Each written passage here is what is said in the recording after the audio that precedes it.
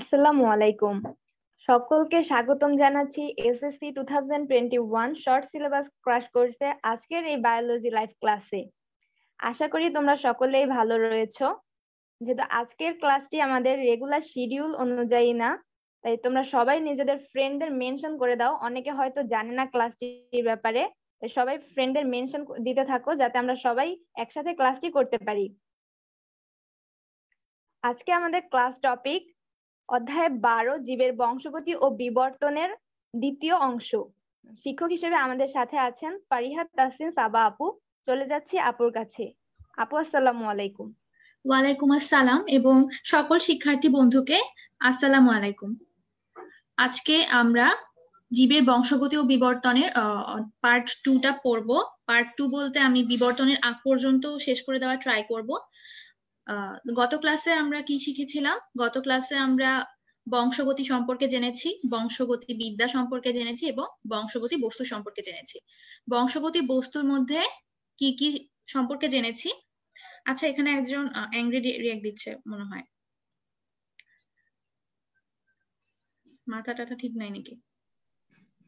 সবাইকে মিউট করে দিচ্ছি। আচ্ছা, তাহলে আমরা গত ক্লাসে বংশগতি বস্তুর মধ্যে কি কি পড়েছিলাম? ক্রোমোজোম সম্পর্কে জেনেছি, ডিএনএ আরএনএ সম্পর্কে জেনেছি এবং জিন সম্পর্কে জেনেছি। তো তোমরা কি এই চারটা জিনিসের মধ্যে যে কি কোন দিকে পার্থক্য, সেটা কি তোমরা পার্থক্যটা বুঝতে পারো? আশা করি বুঝতে পারো যদি গত ক্লাসটা করে থাকো। তো আজকে আমরা যেটা পড়বো, আজকে আমরা বংশগতির বাকি অংশটা শেষ করব ইনশাল্লাহ। তো বংশগতির মধ্যে জিন জিন যে ব্যাপারটা, এই জিনটা কোথায় থাকে? জিনটা থাকে হচ্ছে ক্রোমোজোমের মধ্যে। ক্রোমোজোমের মধ্যে যে ডিএনএটা থাকে, এই ডিএনএ একটা নির্দিষ্ট অংশই হচ্ছে গিয়ে জিন। তো এখন জিন সম্পর্কে জানার জন্য আমাদের একটা বিষয় জানতে হবে, সেটা হচ্ছে গিয়ে এই জেনেটিক্স এর একটা পরীক্ষা করেছিলেন বিজ্ঞানী গ্রেগর জোহান ম্যান্ডেল।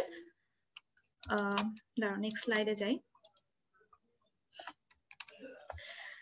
বিজ্ঞানী গ্রেগর জোহান ম্যান্ডেল 1866 সালে মটরশুঁটি নিয়ে একটা পরীক্ষা করেছিলেন এবং এই পরীক্ষাটার মাধ্যমে উনি কি একটা নির্দিষ্ট ডিসিশন নিয়েছিলেন যে কি ঘটতে পারে। আচ্ছা, তার আগে আমাদের একটা জিনিস সম্পর্কে জানতে হবে। জিনিসটা হচ্ছে প্রকট জিন এবং প্রচ্ছন্ন জিন। প্রকট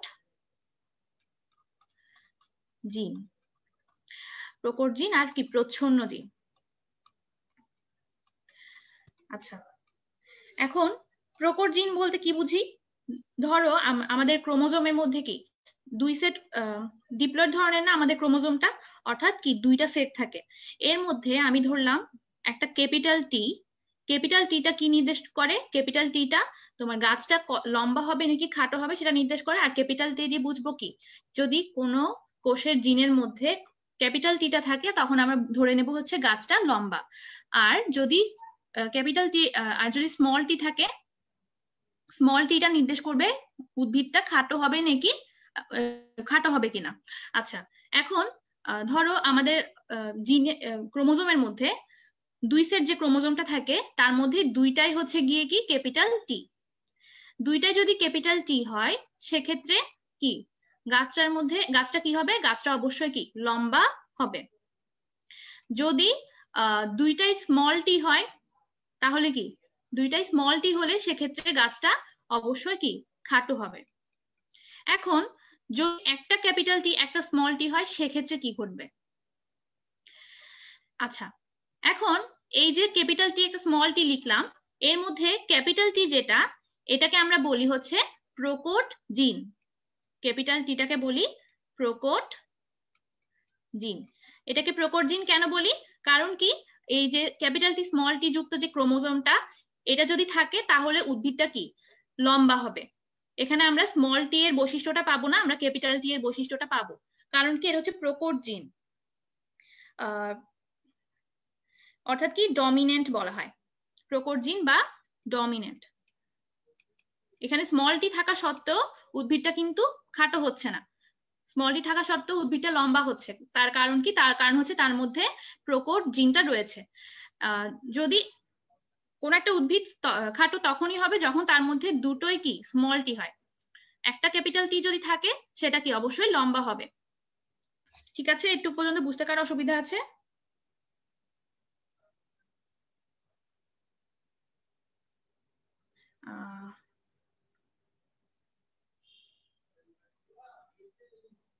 আচ্ছা, তাহলে আমরা প্রকট জিন প্রচ্ছন্ন জিন সম্পর্কে জেনেছি। প্রচ্ছন্ন জিন হচ্ছে গিয়ে তোমার এই প্রচ্ছন্ন জিনটা কিন্তু এর মধ্যে রয়েছে। এটা হচ্ছে গিয়ে কি, স্মল টিটা হচ্ছে প্রচ্ছন্ন জিন। এটা আছে কিন্তু এটার বৈশিষ্ট্যটা প্রকাশ পাচ্ছে না, এটা প্রচ্ছন্ন অবস্থায় আছে। কিন্তু এই প্রচ্ছন্ন জিনটা কিন্তু পরবর্তীতে একটা বাহক হিসেবে কাজ করে।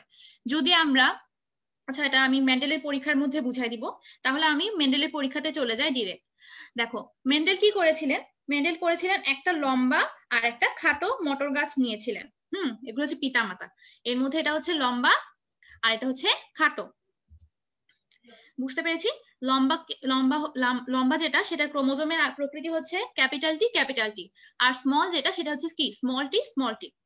এখন এই দুটোর মধ্যে কি ঘটিয়েছিলেন, এই দুটোর মধ্যে পরাগায়ন ঘটিয়েছিলেন। পরাগায়ন কিভাবে ঘটিয়েছিলেন, এটা হচ্ছে নিজের থেকেই পরাগায়নটা ঘটিয়েছিলেন পরীক্ষা করার জন্য। লম্বা গাছ যেটা আছে, লম্বা গাছ থেকে কি পরাগরেণুটা নিয়ে খাটো গাছের গর্ভমুণ্ডে দিয়েছিলেন। অথবা এরকম হতে পারতো যে খাটো গাছের পরাগরেণুটা নিয়ে লম্বা গাছের গর্ভমুণ্ডে দিয়েছে। তো আমরা ধরে নিই যে এর মধ্যে কি একটা পরাগায়ন ঘটানো হয়েছে। তো পরাগায়ন ঘটানোর ফলে পরবর্তী স্টেপ কি, পরাগায়ন ঘটানোর পরবর্তী স্টেপ হচ্ছে নিষেক।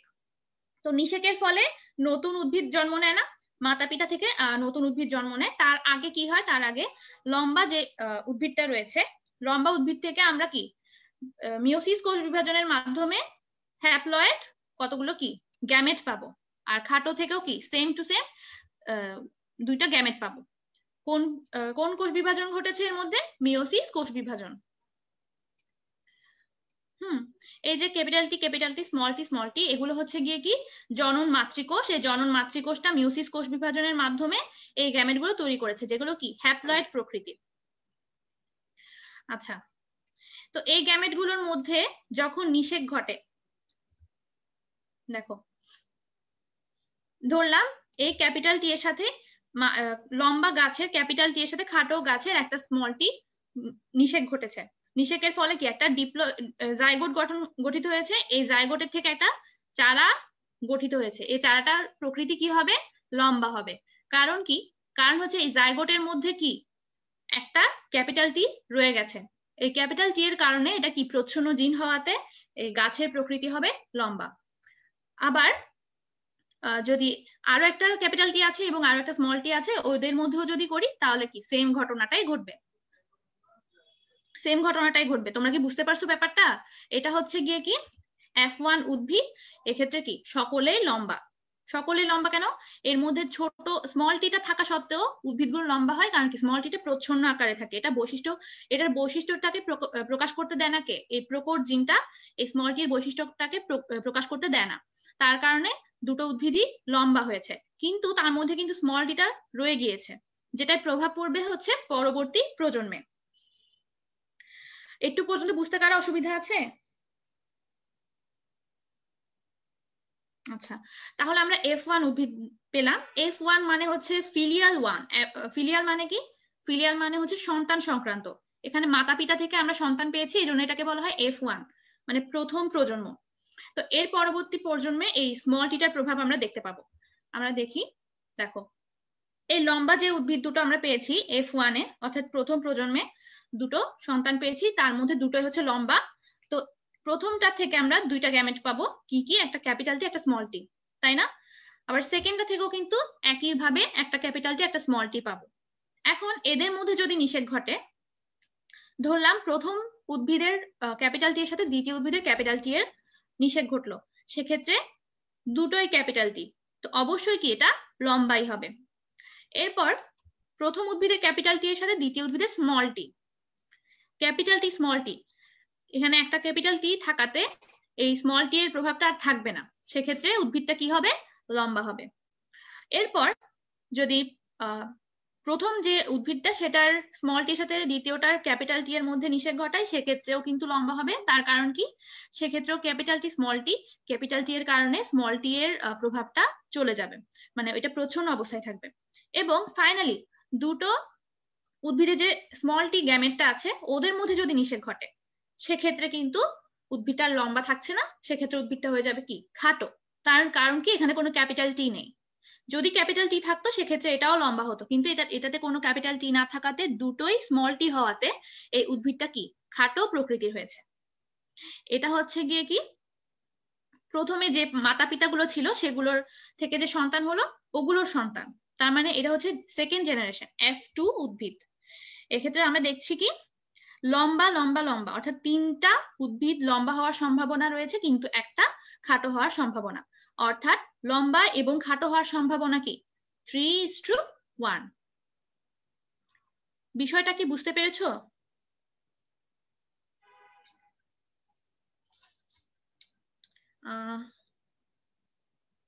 কারো কোনো প্রশ্ন থাকলে করতে পারো।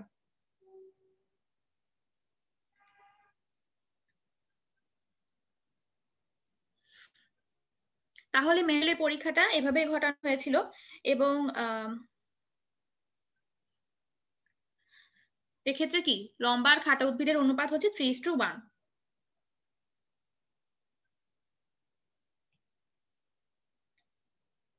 হ্যাঁ, তাহলে সবার ক্লিয়ার? তাহলে মেন্ডেলের পরীক্ষা বুঝলাম। মেন্ডেলের পরীক্ষাটা সিকিউর জন্য ইম্পর্টেন্ট, আবার এমসিকিউ তো আসতে পারে অনেক সময়। ক্যাপিটাল টি থাকলে কেন? কারণ হচ্ছে ক্যাপিটাল টি যেটা সেটা হচ্ছে প্রকট জিন, এটা হচ্ছে প্রচ্ছন্ন জিনের বৈশিষ্ট্যটাকে প্রকাশ করতে বাধা দেয়, এটা অনেক বেশি মানে প্রভাব বিস্তার করতে চায়, ডমিনেন্ট হতে চায়। তো এজন্য এই লম্বা কি বলে ক্যাপিটাল টি এর জন্য স্মল টিটা আর নিজের বৈশিষ্ট্যটাকে প্রকাশ করতে পারে না। আচ্ছা, তাহলে মেন্ডেলের পরীক্ষা বুঝলাম। কিভাবে আসবে কোন প্যাটার্নে? এখান থেকে ধরো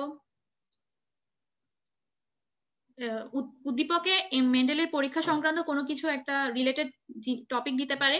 তো সেক্ষেত্রে প্রশ্ন আসতে পারে যে এটার কি বলে তোমার খাটো আর লম্বার মধ্যে অনুপাতটা এত, সেটা দেখাতে বলতে পারে, সে এরকম ধরনের প্রশ্ন আসতে পারে। লম্বা এবং খাটোর অনুপাত এত, এটা দেখাও। তো এটা তোমরা ওই পরীক্ষাটা বুঝিয়ে দিয়ে লিখবে আর কি। আচ্ছা যাই হোক, তাইলে মেন্ডেলের পরীক্ষা বুঝলাম। এরপর আসি হচ্ছে ডিএনএ অনুলিপন বা ডিএনএ রেপ্লিকেশন। তো ডিএনএ রেপ্লিকেশন জিনিসটা কি?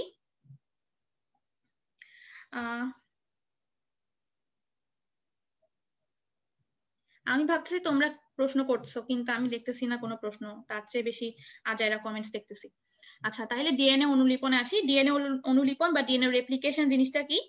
ডিএনএ রেপ্লিকেশন হচ্ছে যে প্রক্রিয়ায় একটি ডিএনএ অণু থেকে আমরা আরেকটা নতুন ডিএনএ অণু তৈরি করতে পারি। একটা ডিএনএ থেকে কিন্তু আমরা এখানে দুইটা ডিএনএ পাচ্ছি, নতুন ডিএনএ।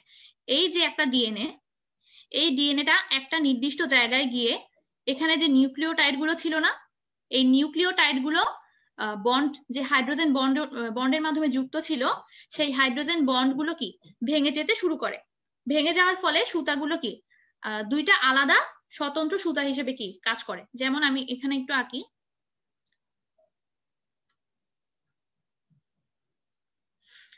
এটা হচ্ছে একটা সুতা, তারপর এটা হচ্ছে আরেকটা সুতা।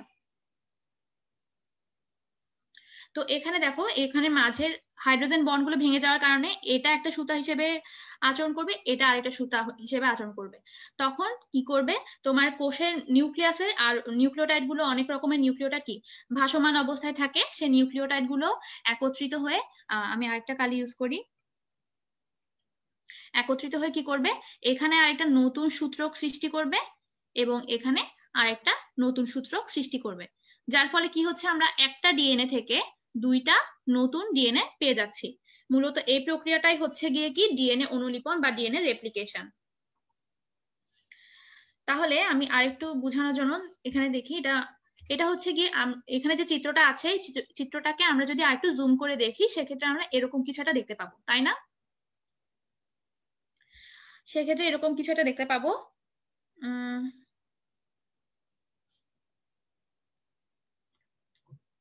তাহলে এখন দেখো, এখানে এগুলো হচ্ছে এক একটা নিউক্লিওটাইড। আচ্ছা, আমি রেড কালিতে চলে যাই আবার। এখানে এগুলো হচ্ছে এক একটা নিউক্লিওটাইড। একটা সুগার, একটা নাইট্রোজেন বেস এবং একটা ফসফেট মিলে এক একটা নিউক্লিওটাইড। তো অনেকগুলো নিউক্লিওটাইড হওয়াতে এটাকে বলা হয় কি পলিনিউক্লিওটাইড। তো এখন কি হবে, মাঝখানের যে হাইড্রোজেন বন্ড গুলো, এখানে যেমন 2টা হাইড্রোজেন বন্ড, এখানে জি আর সি এর মধ্যে 3টা হাইড্রোজেন বন্ড, এই হাইড্রোজেন বন্ড গুলো কি ভেঙে যায়। দেখতে পেরেছো? দেখো এখানে বন্ড ছিল, বন্ডগুলো ভেঙে গেছে। বন্ড ভেঙে যাওয়ার ফলে এরা 2টা আলাদা সূত্রকে পরিণত হয়েছে। তো এই সূত্রকের সাথে তোমার কোষে যে নিউক্লিওটাইড গুলো ভাসমান অবস্থায় আছে সেগুলো এসে কি তার পরিপূরক নিউক্লিওটাইড কি বলে এটা নাইট্রোজেন বেসের সাথে এসে যুক্ত হয়।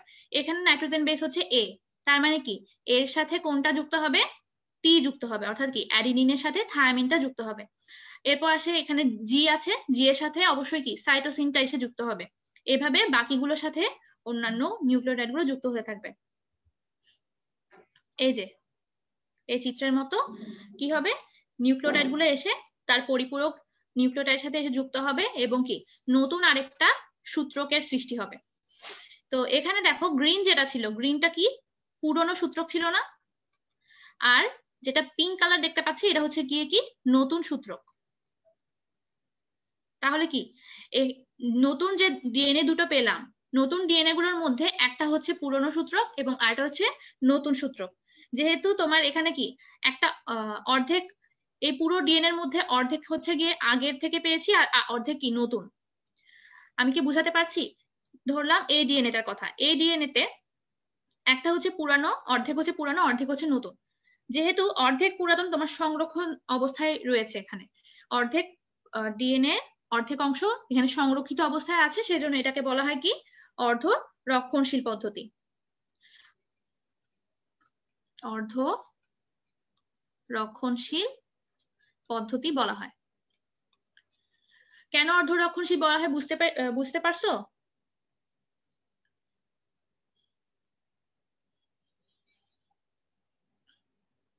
তিন পাঁচ দ্বারা কি বোঝায়? আচ্ছা তুমি এই চিত্রের ক্ষেত্রে একটু দেখো, এখানে যে মাঝখানে সুগার আছে না, এই সুগারে তোমার 1 নাম্বার কার্বন হচ্ছে এটা। আচ্ছা আমি আর একটু সুন্দর করে বোঝাই, ধরলাম এটা একটা সুগার, 5 কার্বন বিশিষ্ট সুগার, যেহেতু এটা কি এরকম পঞ্চভুজের মতো হবে। তাহলে এটা হচ্ছে 1 নাম্বার, এটা 2 নাম্বার, এটা 3, এটা 4 এবং এখানে আরো একটা আছে, ওটা হচ্ছে 5। হ্যাঁ, তো এই 5 নাম্বার এখানে দেখো, এখানে হচ্ছে 5 নাম্বারটা, বুঝাতে পারতেছি? এখানে হচ্ছে 5 নাম্বারটা। তো যেহেতু এখানে 5 নাম্বার কার্বনটা রয়েছে এই জন্য এখানে 5 দেওয়া আছে।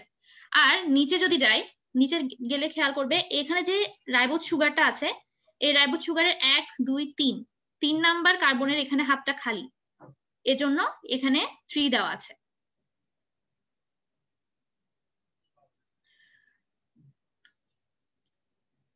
বুঝতে পারছো? ঠিক সেম নতুন সূত্রকের ক্ষেত্রে এটা হচ্ছে উল্টা অবস্থায় আছে, এই রাইবোজ সুগারটা উল্টা অবস্থায় আছে। এখানে এই যে নিউক্লিওটাইড যেটা সরি নাইট্রোজেন বেস যেটা যুক্ত হয়েছে, নাইট্রোজেন বেসটা হচ্ছে 1 নাম্বার কার্বনের সাথে যুক্ত হয়েছে। এরপর এটা হচ্ছে 2 নাম্বার, এটা হচ্ছে 3 নাম্বার। তো 3 নাম্বারটা যেহেতু এখানে মুক্ত অবস্থায় আছে এই জন্য এটাকে 3 বলা হচ্ছে। তো অবশ্যই কি এদিকে একটা দিক যদি 5 3 হয়, আরেকটা দিক হবে উল্টা 3 5 হবে। অ্যাডেনিনের সাথে সাইটোসিন হয় না কেন? না, অ্যাডেনিনের সাথে থায়ামিনই হবে, কারণ এটাই নিয়ম। এটা এভাবেই মনে রাখো, এত ডিটেইলসে কেন যেতে চাচ্ছ? তাহলে ডিএনএ অনুলিপন কি বুঝতে পারছো? এখন এই ডিএনএ অনুলিপন প্রক্রিয়াটার সর্বপ্রথম প্রস্তাব করেন কে? ওয়াটসন এবং ক্রিক 1956 সালে। ওয়াটসন এন্ড ক্রিক 1956 সালে এই ডিএনএ অনুলিপনটার প্রস্তাব করেন যে এভাবে এটা অনুলিপিত হয়।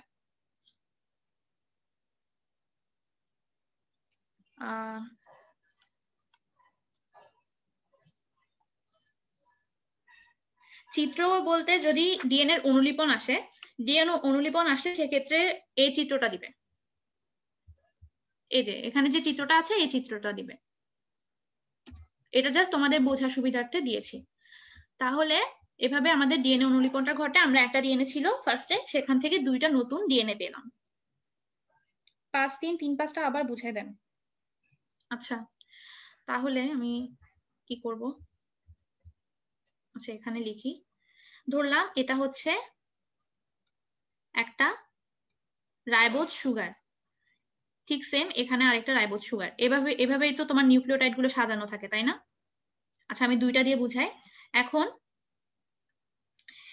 এই যে এটা হচ্ছে গিয়ে কি 1 নাম্বার কার্বন, এটা হচ্ছে 2 নাম্বার কার্বন, এটা 3 নাম্বার, এটা 4 নাম্বার, এবং এখানে আরো একটা আছে ওটা হচ্ছে 5 নাম্বার। তো এখানে যে 5 নাম্বারটা আছে, তো 5 নাম্বারটা উপরের দিকে আছে না, সেজন্য এখানে 5 দেওয়া হয়। আর এখানে দেখো এই নিচেরটা যদি খেয়াল করি, এটা 1, এটা 2, এটা 3, এই 3 নাম্বারের এটা মুক্ত অবস্থায় থাকে। তো এদিকে এরা যেহেতু মুক্ত অবস্থায় থাকে, এই জন্য এটাকে 3 দিয়ে প্রকাশ করা হয়। আমার মনে হয় না তোমরা বুঝতেছো, আমি বুঝাতে পারতেছি না। আচ্ছা এই চিত্রটা দিয়ে বুঝাই। আচ্ছা এখানে দেখো, এখানে যে সুগারটা আছে রাইবোজ সুগার, এই রাইবোজ সুগারের 1 নাম্বার কার্বনের সাথে কি যুক্ত আছে? নাইট্রোজেন বেস যুক্ত আছে। 2 নাম্বারটা খালি, মানে খালি না, ওখানে হাইড্রোজেন আর কি বলে হাইড্রোক্সিল আয়নও আছে। এই এখানে দেখো এখানে আছে কি, এটা 3 নাম্বার, এটা 4, আর 5 নাম্বারের সাথে কি একটা অজৈব ফসফেট। তো এই 5 নাম্বারটা যেহেতু এখানে উপরে আছে, সেজন্য এটাকে 5 দিয়ে প্রকাশ করা হয়। আর যদি আমি নিচে যাই, নিচে গেলে কি দেখবো, এখানে 1 নাম্বারের সাথে কি একটা নাইট্রোজেন বেস, 2 নাম্বারের সাথে হাইড্রোজেন, তারপরে 3 নাম্বারে কি কিছু নেই, এখানে একটা খালি থাকে, যেটাতে আরেকটা ফসফেট যুক্ত হওয়ার কথা ছিল, সেটা এখানে আর দেখানো হয় নাই, বিধায় এখানে 3 দিয়ে প্রকাশ করা হচ্ছে।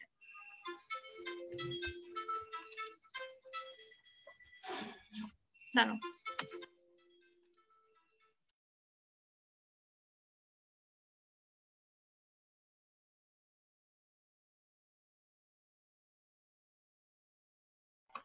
তাহলে বুঝতে পারছো?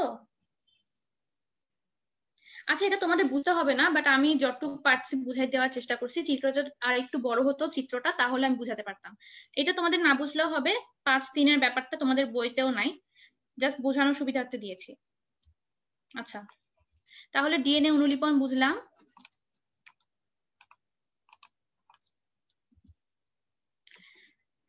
ডিএনএ অনুলিপনের পরে যেটা আসে, ডিএনএ অনুলিপনের পরে আমরা শিখবো হচ্ছে আচ্ছা ডিএনএ অনুলিপনের প্রক্রিয়াটা এখানে দেওয়া আছে যে কি কি হয়। প্রথমে কি হয় আমরা বলেছি, প্রথমে হাইড্রোজেন বন্ধন ভেঙে গিয়ে ডিএনএ সূত্র দুটি আলাদা হয়ে যায়। তারপর কি হয়, কোষের মধ্যে কি ভাসমান নিউক্লিওটাইড গুলো এ এর সাথে টি, টি এর সাথে এ, সি এর সাথে জি এবং জি এর সাথে সি যুক্ত হয়ে নতুন সূত্র তৈরি করে। এরপর কি হয়, নতুন উৎপন্ন ডিএনএ এর দুটি সূত্রকের মধ্যে একটা কি পুরাতন এবং আরেকটা কি নতুন, এবং অর্ধেক পুরাতন অর্ধেক নতুন বলে একে কি বলা হয়, অর্ধ সংরক্ষণশীল পদ্ধতি বলে। আর ডিএনএ অনুলিপন প্রক্রিয়ার প্রস্তাব করেন কি ওয়াটসন এবং ক্রিক 1956 সালে। তাহলে ডিএনএ অনুলিপন শিখলাম, এরপর শিখবো হচ্ছে ডিএনএ টেস্ট সম্পর্কে। ডিএনএ টেস্টের ক্ষেত্রে, ডিএনএ টেস্ট জিনিসটা কি সেটা আগে জানতে হবে। ডিএনএ টেস্ট হচ্ছে একটা বিজ্ঞান ভিত্তিক ব্যবহারিক পদ্ধতি, যেখানের মাধ্যমে আমরা অপরাধী শনাক্ত করতে পারি, বা চিকিৎসা ক্ষেত্রেও কিন্তু এটা অনেক ক্ষেত্রে ব্যবহৃত হয়। চিকিৎসা ক্ষেত্রে, তারপর ঔষধ শিল্পে এই ডিএনএ টেস্টটা অনেক ক্ষেত্রে ব্যবহৃত হয়। ডিএনএ টেস্টের বিজ্ঞান ভিত্তিক এবং ব্যবহারিক পদ্ধতিকে বলা হয় ডিএনএ ফিঙ্গার প্রিন্টিং। এটাকে আরো অনেক রকম নামে ডাকা হয়, কি কি, ডিএনএ টাইপিং এবং ডিএনএ টেস্টিং। তাহলে এখন ডিএনএ টেস্টের জন্য আমাদের সর্বপ্রথম যেটা প্রয়োজন, একটা জৈবিক নমুনা প্রয়োজন। জৈবিক বলতে আমাদের দেহের যে অংশ, যে কোনো অংশের প্রয়োজন। কারণ কি আমাদের ফার্স্টে টেস্ট করার জন্য কি একটা নির্দিষ্ট নমুনা না থাকলে আমরা কিসের সাথে সেটা কম্পেয়ার করব। তো কম্পারিজনের জন্য একটা নমুনার প্রয়োজন হয়। সেই নমুনাটা কি হতে পারে, সেই নমুনাটা হতে পারে ব্যক্তির হাড়, ব্যক্তির দাঁত, চুল, রক্ত, টিস্যু, যে কোনো কিছু হতে পারে। তো এখন ডিএনএ টেস্ট করার জন্য ফার্স্টে কি দরকার, একটা নমুনা দরকার। দেখো এখন আমরা ডিএনএ টেস্ট পদ্ধতি সম্পর্কে জানবো। ডিএনএ টেস্ট পদ্ধতিটা ফার্স্টে ধরলাম কি একটা মার্ডার হয়েছে, এবং এই মার্ডারের থেকে ইনভেস্টিগেটররা এসে কোন একটা ভাবে কি একটা জৈবিক নমুনা সংগ্রহ করলো, অপরাধীর একটা জৈবিক নমুনা সংগ্রহ করলো এখান থেকে। হ্যাঁ, অপরাধীর জৈবিক নমুনা সংগ্রহ করলো। এরপর এটা হচ্ছে গিয়ে কি জৈবিক নমুনা। জৈবিক নমুনা, তো জৈবিক নমুনাটা সংগ্রহ করার পর কি করবে, জৈবিক নমুনাটা সংগ্রহ করার পর এই জৈবিক নমুনার থেকে একটা নির্দিষ্ট রাসায়নিক প্রক্রিয়ায় ডিএনএটাকে আলাদা করে নেবে। দেখো এই জৈবিক নমুনাতে নিশ্চয়ই কোষ থাকে, তো এই কোষের ভেতর অবশ্যই কি নিউক্লিয়াসও থাকে। তো এই নিউক্লিয়াসের মধ্যে যে ক্রোমোজোমটা আছে ওই ক্রোমোজোম থেকে একটা রাসায়নিক প্রক্রিয়ার মাধ্যমে এই ডিএনএটাকে সংগ্রহ করে। সংগ্রহ করার পর কি করে, সংগ্রহ করার পর একটা রেস্ট্রিকশন এনজাইম দিয়ে ডিএনএ গুলোকে এভাবে কি কেটে ফেলে। ফার্স্টে এরকম ছিল, যুক্ত অবস্থায় ছিল, এরপর কি রেস্ট্রিকশন এনজাইম এর সাহায্যে ছোট ছোট টুকরায় বিভক্ত করে যাতে তোমার কাজটা আরো সহজ হয়। এরপর ডিএনএ যখন রেস্ট্রিকশন এনজাইমের সাহায্যে কেটে ফেলা হয়, এরপর কি করে এই ডিএনএ টুকরোগুলোকে তাদের দৈর্ঘ্য অনুসারে নির্দিষ্ট বিভিন্ন ব্যান্ড আকারে আলাদা করা হয়। বিভিন্ন ব্যান্ড আকারে আলাদা করার প্রক্রিয়াটা হচ্ছে কোন প্রক্রিয়ায় করে, ইলেকট্রোফোরেসিস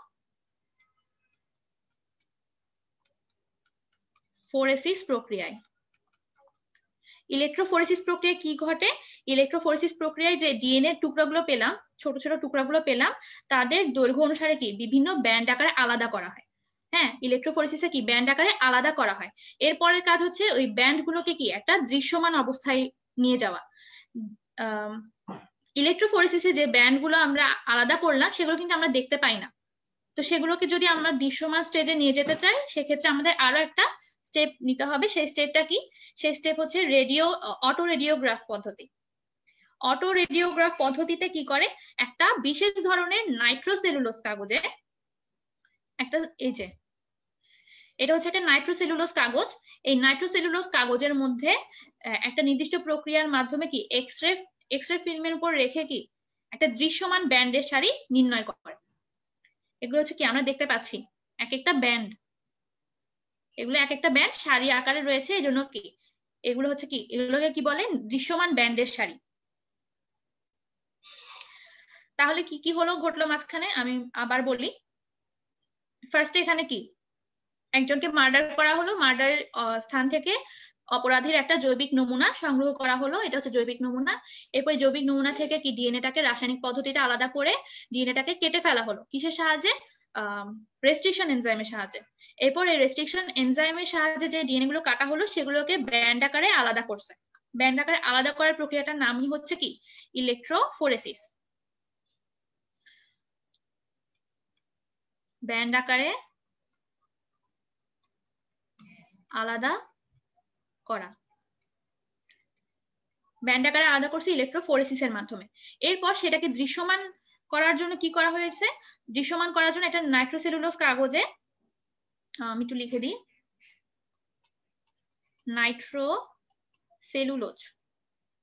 নাইট্রোসেলুলোজ কাগজে অটো রেডিওগ্রাফ পদ্ধতিতে এই দৃশ্যমান ব্যান্ডের সারিগুলো নির্ণয় করা হয়। এখন কি করবে, আমরা একটা নমুনা পেয়ে গেলাম যে অপরাধী তার কি বলে ফিঙ্গারপ্রিন্টিংটা এরকম ধরনের হবে। হ্যাঁ, যে অপরাধী তার ডিএনএ ব্যান্ডের সারিগুলো এরকম ধরনের হবে। এখন পুলিশ নিশ্চয়ই নির্দিষ্ট কাউকে কি সন্দেহ করছে, তো সন্দেহ ভাজন ধরলাম কি 3 জন আসলো।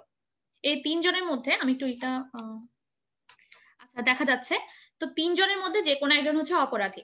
তো 1 2 3 আছে, লাল নীল সবুজ, এই 3 জনের মধ্যে যে কোনো একজন অপরাধী। তো এদের থেকেও কি জৈবিক নমুনাটা নিয়ে এই সেম প্রসেসে এরকম ব্যান্ড আকারে 3টা ব্যান্ড নির্ণয় করা হয়। তো এখন তোমরাই বলো যে কোন এটার সাথে এই 1 2 3 এর মধ্যে কার প্রিন্টিংটা মিলতেছে, কার ব্যান্ডের প্রিন্টিংটা মিলতেছে, 1 নাম্বারের সাথে 2 নাম্বারের সাথে নাকি 3 নাম্বারের সাথে।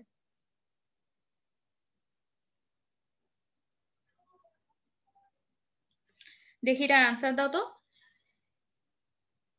ফার্স্টে অপরাধ স্থল থেকে যে ডিএনএটা কি বলে ডিএনএর ব্যান্ডটা আমরা পেয়েছি সেটার সাথে এখানে 1 2 3 এর মধ্যে কারটা মিলতেছে। হ্যাঁ, সবাই আনসার দিচ্ছে হচ্ছে সেকেন্ডের সাথে।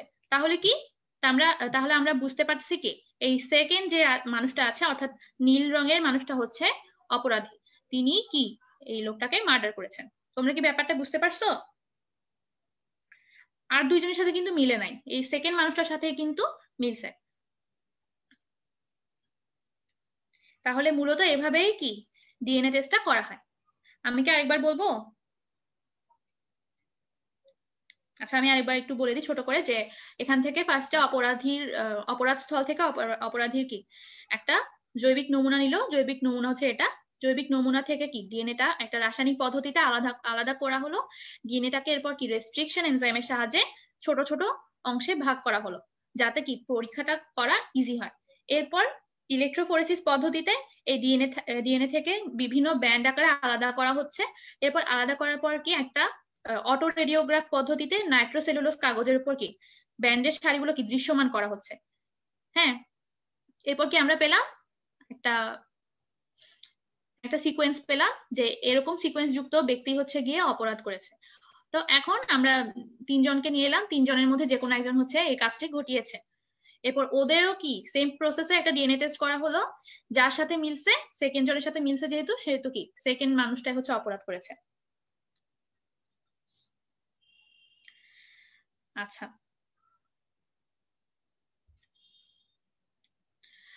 এটা হচ্ছে একদম বেসিক যে ডিএনএ ফিঙ্গারপ্রিন্টিং পদ্ধতি, সেটা বর্তমানে কিন্তু আরো অনেক বেশি উন্নত হয়েছে এই প্রযুক্তিটা। বর্তমানে কি করা হয়, বর্তমানে পলিমারেজ চেইন রিঅ্যাকশন বলে একটা বিক্রিয়া আছে, এর মাধ্যমে আরো সূক্ষ্মভাবে তোমার অল্প নমুনা দিয়ে কিন্তু এই কাজটা করে ফেলা যায়। সেটা কি পিসিআর। পিসিআর এর ফুল ফর্ম হচ্ছে পলিমারেজ চেইন রিঅ্যাকশন। এটা তোমাদের বইয়ে আছে, লিখে দিতে হবে না আশা করি। পলিমারেজ চেইন রিঅ্যাকশনের মাধ্যমে বর্তমানে আরো সূক্ষ্মভাবে কি এই পরীক্ষাটা করা যায়। এখানে কিন্তু অনেক সময় ভুল হয়ে যাওয়ারও সম্ভাবনা থাকে, কিন্তু বর্তমানে এই প্রযুক্তিটা আরো উন্নত হওয়ার ফলে কি আমরা আরো ভালোভাবে কি অপরাধীটা শনাক্ত করতে পারছি। এখন আসি, তাহলে এটাই হচ্ছে প্রসেসটা, যে ফার্স্ট নমুনা সংগ্রহ করলাম, নমুনা থেকে ডিএনএ পৃথক করলাম, ডিএনএ কে ছোট ছোট টুকরায় ভাঙলাম। এরপর কি 4 নাম্বার প্রসেসে ডিএনএ টুকরাগুলোকে দৈর্ঘ্য অনুসারে আলাদা ব্যান্ড আকারে আলাদা করলাম, যেটাই কি বলছিলাম ইলেকট্রোফোরেসিস। হ্যাঁ, আর এরপর যে দৃশ্যমান ব্যান্ডের সারি নির্ণয় করলাম, সেটা কোন প্রসেসে করলাম, অটো রেডিওগ্রাফ পদ্ধতিতে। Auto radiograph. অটো রেডিওগ্রাফি কি ধরনের কাগজ ইউজ করেছি, নাইট্রোসেলুলোজ প্রকৃতির কাগজ ইউজ করেছি। এরপর কি যে ব্যান্ডটা পেয়েছি সেই ব্যান্ডের সাথে সন্দেহভাজন নমুনার মিল অমিল চিহ্নিত করেছি, যার ফলে আমরা সেকেন্ড লোকটাকে কি অপরাধী হিসেবে চিহ্নিত করেছি সবাই। তাহলে এটাই হচ্ছে ডিএনএ ফিঙ্গারপ্রিন্টিং। তাহলে আমি নেক্সট টপিকে চলে যেতে পারি, আশা করি এটা সবাই বুঝেছো। নেক্সট টপিকটা হচ্ছে মানুষের লিঙ্গ নির্ধারণ।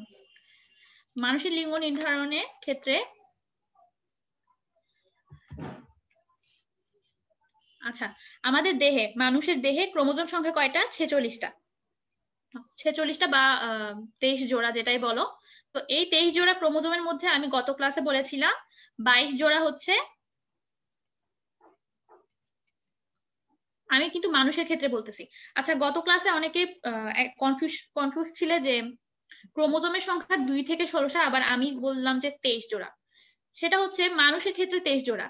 সংখ্যাটা অন্যান্য প্রাণীর ক্ষেত্রেও কিন্তু চেঞ্জ হতে পারে, 2টাও হতে পারে, আবার 1600টাও হতে পারে অন্যান্য প্রাণীর ক্ষেত্রে, কিন্তু মানুষের ক্ষেত্রে সেটা কি ফিক্সড। অন্যান্য প্রাণীর ক্ষেত্রেও ফিক্সড, কিন্তু এতগুলোর সংখ্যা তো আর মনে রাখতে পারবে না, সেজন্য আমি মানুষেরটা দিয়েই বারবার কি বলে এক্সাম্পল দিচ্ছি। আচ্ছা, তাহলে 46টি ক্রোমোজোম থাকে, তার মধ্যে 22 জোড়া বা 44টা হচ্ছে গিয়ে কি অটোজোম। অটোজোম। আর এক জোড়া হচ্ছে 23 জোড়া থাকে, তার মধ্যে 22 জোড়া যদি অটোজোম হয়, এক জোড়া বাকি থাকে। এই এক জোড়া হচ্ছে গিয়ে সেক্স ক্রোমোজোম। এই সেক্স ক্রোমোজোমটাই হচ্ছে মূলত মানুষের লিঙ্গ নির্ধারণে সহায়তা করে।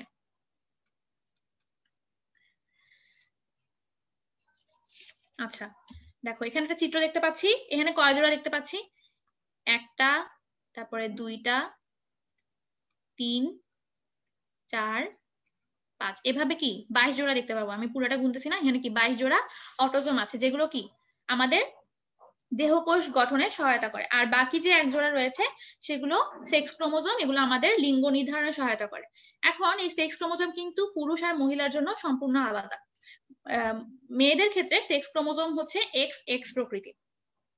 এক্স এক্স প্রকৃতির বলতে বোঝাচ্ছি তার এই যে এক্স এক্স ক্রোমোজোম, এই দুইটা যদি এক্স হয় তাহলে সেক্ষেত্রে সেটার লিঙ্গ নির্ধারিত হবে কি মেয়ে হিসেবে। আর যদি একটা এক্স এর পরিবর্তে কি ওয়াই থাকে সেক্ষেত্রে সেটা হবে কি ছেলেদের।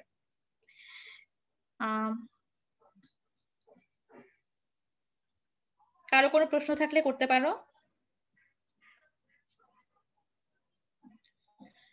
হ্যাঁ, তাহলে যদি কেউ মেয়ে হয় তাহলে সেক্ষেত্রে আরো যে এক্সট্রা এক জোড়া ক্রোমোজোম থাকবে সেটা হচ্ছে এক্স এক্স প্রকৃতির, আর যদি ছেলে হয় তাহলে কি সেটা এক্স ওয়াই প্রকৃতির।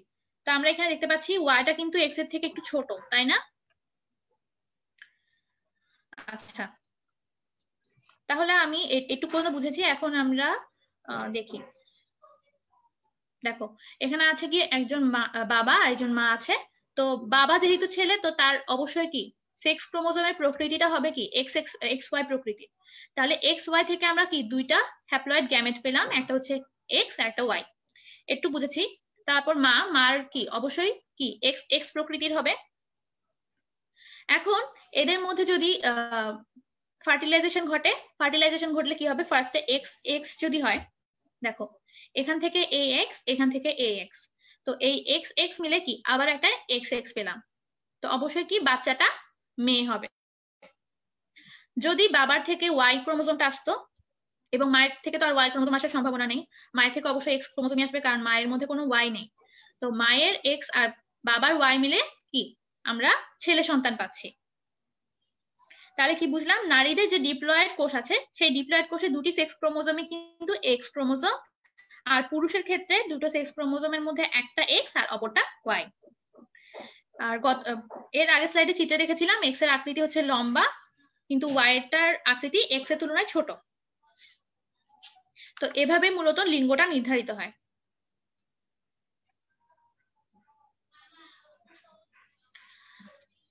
আচ্ছা, আমি এটা আরেকবার বোঝাই যে বাবার থেকে দুটো হ্যাপ্লয়েড গ্যামেট পেলাম, একটা এক্স একটা ওয়াই। যদি এই বাবার এক্স এর সাথে মায়ের এক্সটা যুক্ত হয় তাহলে যে জাইগোটটা হবে সেটা এক্স এক্স প্রকৃতির। তো এই এক্স এক্স প্রকৃতির জাইগোট যেহেতু মহিলাদের হয় তাহলে বাচ্চাটা অবশ্যই মেয়ে হবে। আর বাবার ওয়াই মায়ের থেকে এক্স এর সাথে মিলিত হয়ে যদি নিষেধ ঘটায় সেক্ষেত্রে যে জাইগোটটা উৎপন্ন হয় সেটা এক্স ওয়াই প্রকৃতির। তো এক্স ওয়াই যেহেতু ছেলেদের তাহলে কি বাচ্চাটা অবশ্যই ছেলে সন্তান হবে। তাহলে আমরা কি বুঝলাম, মানুষের লিঙ্গ নির্ধারণে বা কন্যা বা পুত্র হবে কিনা সেটার ব্যাপারে মায়ের ক্রোমোজোমে কিন্তু কোনো কি বলে ভূমিকা নেই। মা কিন্তু অলওয়েজই এক্স ক্রোমোজোমই দিয়ে যাচ্ছে, কিন্তু এই যে ছেলে হবে নাকি মেয়ে হবে সেক্ষেত্রে কি বাবার এই ওয়াই ক্রোমোজোমটা বড় ভূমিকা পালন করছে। আচ্ছা, তাহলে লিঙ্গ নির্ধারণ বুঝলাম। লিঙ্গ নির্ধারণ বুঝার পর একটু পর্যন্ত বুঝতে কারো প্রশ্ন থাকলে করতে পারো। আমার সাথে আমার বাবা ডিএনএ মিলবে না, তাহলে আমি যদি অপরাধী হই। আচ্ছা, তোমার বাবার সাথে তো তোমার ডিএনএ একদম হুবহু মিল না, মানে একটু হলেও কিন্তু একটু চেঞ্জ থাকে। সেক্ষেত্রে তোমার বাবার ডিএনএটার সাথে মিলবে না। আর কারো কোনো প্রশ্ন? আপু, মেয়েরা কি কারণে খাটো হয়? হোয়াট? ছেলেরা কি খাটো হয় না?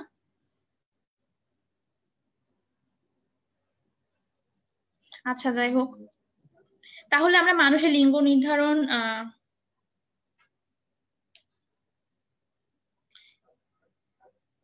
থার্ড জেন্ডার কিভাবে হয়।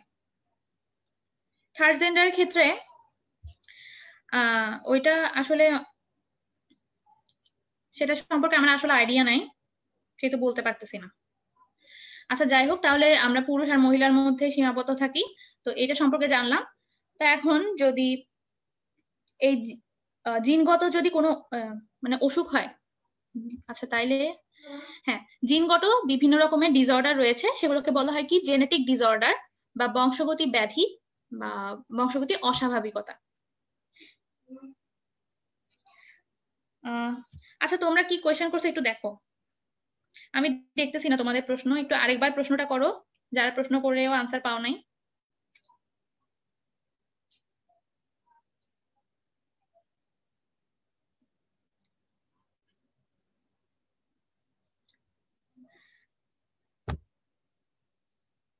আচ্ছা, তোমাদের কাছ থেকে কোনো কাজের প্রশ্ন পাচ্ছি না। যাই হোক, জেনেটিক ডিসঅর্ডার বা বংশগতি ব্যাধি জিনিসটা কি? আমাদের যে ক্রোমোজোম গুলো আছে, এই ক্রোমোজোম গুলোর মধ্যে জিন অবস্থান করে। তো এই জিনগুলোর মাঝে মাঝে কি মিউটেশন ঘটে। এখন তোমাদের প্রশ্ন হতে পারে মিউটেশন জিনিসটা কি? মিউটেশনটা হচ্ছে, তোমার মিউটেশনের বাংলা অর্থ হচ্ছে পরিবর্তন। পরিবর্তন। তো তোমার কোষের যে জিন আছে, তো এই কোষের জিনেরও কিন্তু মাঝে মাঝে কি পরিবর্তন ঘটে। তো পরিবর্তনটা বিভিন্ন রকম হতে পারে। ধরলাম এর একটা ক্রোমোজোম এরকম আছে, হ্যাঁ, এই ক্রোমোজোমের এই মাঝের এই অংশটা হঠাৎ করে কি নষ্ট হয়ে গেল বা ডিলেট হয়ে গেল। তো এটা এক ধরনের পরিবর্তন না? তো এই ধরনের পরিবর্তনটাকে বলা হয় ডিলেশন প্রসেস। অথবা আরো অনেক রকমের আছে, এটা তোমাদের জন্য ইম্পর্টেন্ট না, বাট তোমাদের মিউটেশন ওয়ার্ডটা বোঝানোর জন্য আমি বলতেছি। তো ধরলাম কি এই জিন থেকে ক্রোমোজোমের মাঝের একটা অংশ কি ডিলেট হয়ে গেছে, সেক্ষেত্রে এটাও কিন্তু এক ধরনের মিউটেশন। অথবা ধরলাম আরো একটা ক্রোমোজোম আছে, এই ক্রোমোজোমের থেকে এই দুইটা ক্রোমোজোম আছে, তো ধরলাম দুইটা ক্রোমোজোম, তো এই ক্রোমোজোমের উপরের থেকে একটা অংশ গিয়ে এই ক্রোমোজোমের সাথে যুক্ত হলো, সেক্ষেত্রে এটাও কিন্তু এক ধরনের মিউটেশন। অথবা তোমার এই আরেকটা ক্রোমোজোম ধরলাম, এই ক্রোমোজোমের মাঝামাঝি একটা অংশ কি সিকোয়েন্সটা চেঞ্জ হয়ে গেল। ধরলাম সিকোয়েন্স ছিল 1 2 3, সেক্ষেত্রে সিকোয়েন্সটা 3 2 1 হয়ে গেল। মোট কথা হচ্ছে আমাদের ক্রোমোজোমের মধ্যে কিন্তু বিভিন্ন রকমের সংকেত থাকে। তো এই সংকেতগুলো যখন পরিবর্তিত হয় বা চেঞ্জ হয় বা ডিলেট হয়ে যায়, এগুলোই হচ্ছে মূলত ক্রোমোজোমের মিউটেশন। তো এর ক্ষেত্রে যখন মিউটেশন ঘটে, সেক্ষেত্রে বিভিন্ন রকমের ডিসঅর্ডার দেখা যায় বা অস্বাভাবিকতা দেখা যায়। চেঞ্জ হয়ে গেলে কি অনেক সময় অস্বাভাবিকতা দেখা যায়, সেক্ষেত্রে সেগুলোকে বলা হয় কি জেনেটিক ডিসঅর্ডার বা সেক্স লিঙ্কড অসুখ। তো যেহেতু ওয়াই ক্রোমোজোম খুবই ছোট আকৃতির এবং এতে জিনের সংখ্যা খুব কম। আচ্ছা, স্বাভাবিকভাবে ক্রোমোজোম যদি ক্রোমোজোমের আকার ছোট হয়, সেক্ষেত্রে কি জিনের সংখ্যাও কম হবে না, অর্থাৎ কি লোকাসের সংখ্যা কম হবে। আর ক্রোমোজোমের সংখ্যা বড় হলে কি লোকাসের সংখ্যা বাড়ার সম্ভাবনা থাকে এবং জিনের সংখ্যাও কি বেশি থাকে। তো সেক্ষেত্রে আমরা বলতে পারি এক্স ক্রোমোজোমে কি জিনের পরিমাণটা বেশি এবং ওয়াই ক্রোমোজোমে জিনের পরিমাণটা কম। তো জিনের পরিমাণ যদি ওয়াই ক্রোমোজোমে কম হয়, তাহলে কি এখানে জিন সংক্রান্ত অসুখ বা ডিসঅর্ডার হওয়ার সম্ভাবনাও কম। তো এক্ষেত্রে তোমাদের প্রশ্ন যদি আসে যে এক্স ক্রোমোজোমে কেন বেশিরভাগ সেক্স লিঙ্কড অসুখ হয়, সেক্ষেত্রে আনসার হবে কি, যেহেতু এক্স ক্রোমোজোমের আকৃতি ওয়াই ক্রোমোজোমের আকৃতির তুলনায় বড় হয়, এজন্য কি এর মধ্যে জিনের সংখ্যা বেশি থাকে, এজন্য এক্স ক্রোমোজোমে ওয়াই ক্রোমোজোমের তুলনায় কি ডিসঅর্ডারটা বেশি ঘটে। তাহলে আচ্ছা, আরো একটা প্রশ্ন কি হতে পারে যে মেয়েদের সেক্স লিঙ্কড অসুখ আক্রান্ত হওয়ার সম্ভাবনা কম কেন? হ্যাঁ, মেয়েদের কিন্তু এসব যে জেনেটিক ডিসঅর্ডার গুলো আছে, এইসব জেনেটিক ডিসঅর্ডারে কিন্তু বেশি ভালনারেবল হচ্ছে ছেলেরা। কারণ কি, কারণ তাদের কি ওয়াই ক্রোমোজোমটা থাকে, কারণ তাদের মধ্যে এক্সট্রা কোনো এক্স ক্রোমোজোম থাকে না। আমি বলি, এই যে সেক্স লিঙ্ক ডিসঅর্ডারের কথা বলতেছি, সেই ডিসঅর্ডারটা মেইনলি ঘটে হচ্ছে এক্স ক্রোমোজোমে। হ্যাঁ, যেহেতু তোমার এক্স ক্রোমোজোমে জিনের সংখ্যা বেশি, সেহেতু এক্স ক্রোমোজোমে তোমার ডিসঅর্ডার হওয়ার সম্ভাবনাটাও বেশি। এখন মেয়েদের ক্ষেত্রে দুইটাই কিন্তু এক্স ক্রোমোজোম। তো মেয়েদের ক্ষেত্রে যদি একটা এক্স ক্রোমোজোমের মধ্যে ডিসঅর্ডার থাকেও, আরেকটা কিন্তু সুস্থ এক্স ক্রোমোজোম রয়ে যায়। বুঝাতে পারতেছি? তো একটা সুস্থ থাকার কারণে এই সুস্থটাই কিন্তু প্রকট হিসেবে কাজ করে। যেটা অসুস্থ বা ডিসঅর্ডার বা অস্বাভাবিক অবস্থায় রয়েছে, সেটা কিন্তু প্রচ্ছন্ন অবস্থায় থাকে। এজন্য এটা কি কোনো প্রভাব খাটাতে পারে না। কিন্তু ছেলেদের ক্ষেত্রে যদি চিন্তা করি, ছেলেদের যদি একটা এক্স একটা ওয়াই থাকে, তো এই এক্স ক্রোমোজোমটাই যদি অসুস্থ হয়ে যায় বা অস্বাভাবিক হয়ে যায়, সেক্ষেত্রে কিন্তু আর কোনো এক্স ক্রোমোজোম থাকছে না, থাকছে কি ওয়াই। তো সেক্ষেত্রে তোমার এক্স ক্রোমোজোমটাই প্রকট হিসেবে কাজ করে এবং কি যে সন্তানটা হবে সেটা কি অসুস্থ অবস্থায় হবে, অর্থাৎ কি একটা জেনেটিক ডিসঅর্ডার থাকবে। আমি কি বুঝাতে পারছি? এজন্যই কি বলা হয়, এজন্যই কি মেয়েদের সেক্স লিঙ্কড অসুখ হওয়ার সম্ভাবনাটা কি পুরুষের তুলনায় কম। কারো কোনো প্রশ্ন আছে?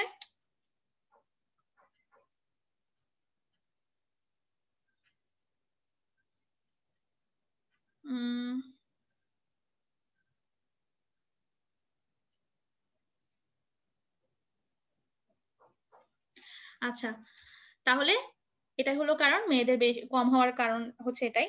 তো তোমাদের বইয়ে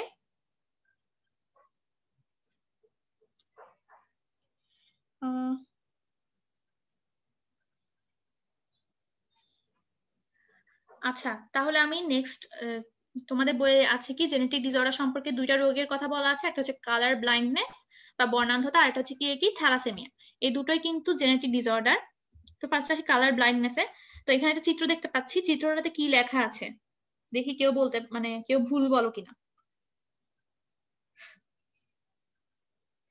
এখানে একটা চিত্র দেখতে পাচ্ছি, চিত্রটাতে একটা সংখ্যা লেখা আছে, 2 ডিজিটের। সংখ্যাটা কি হতে পারে?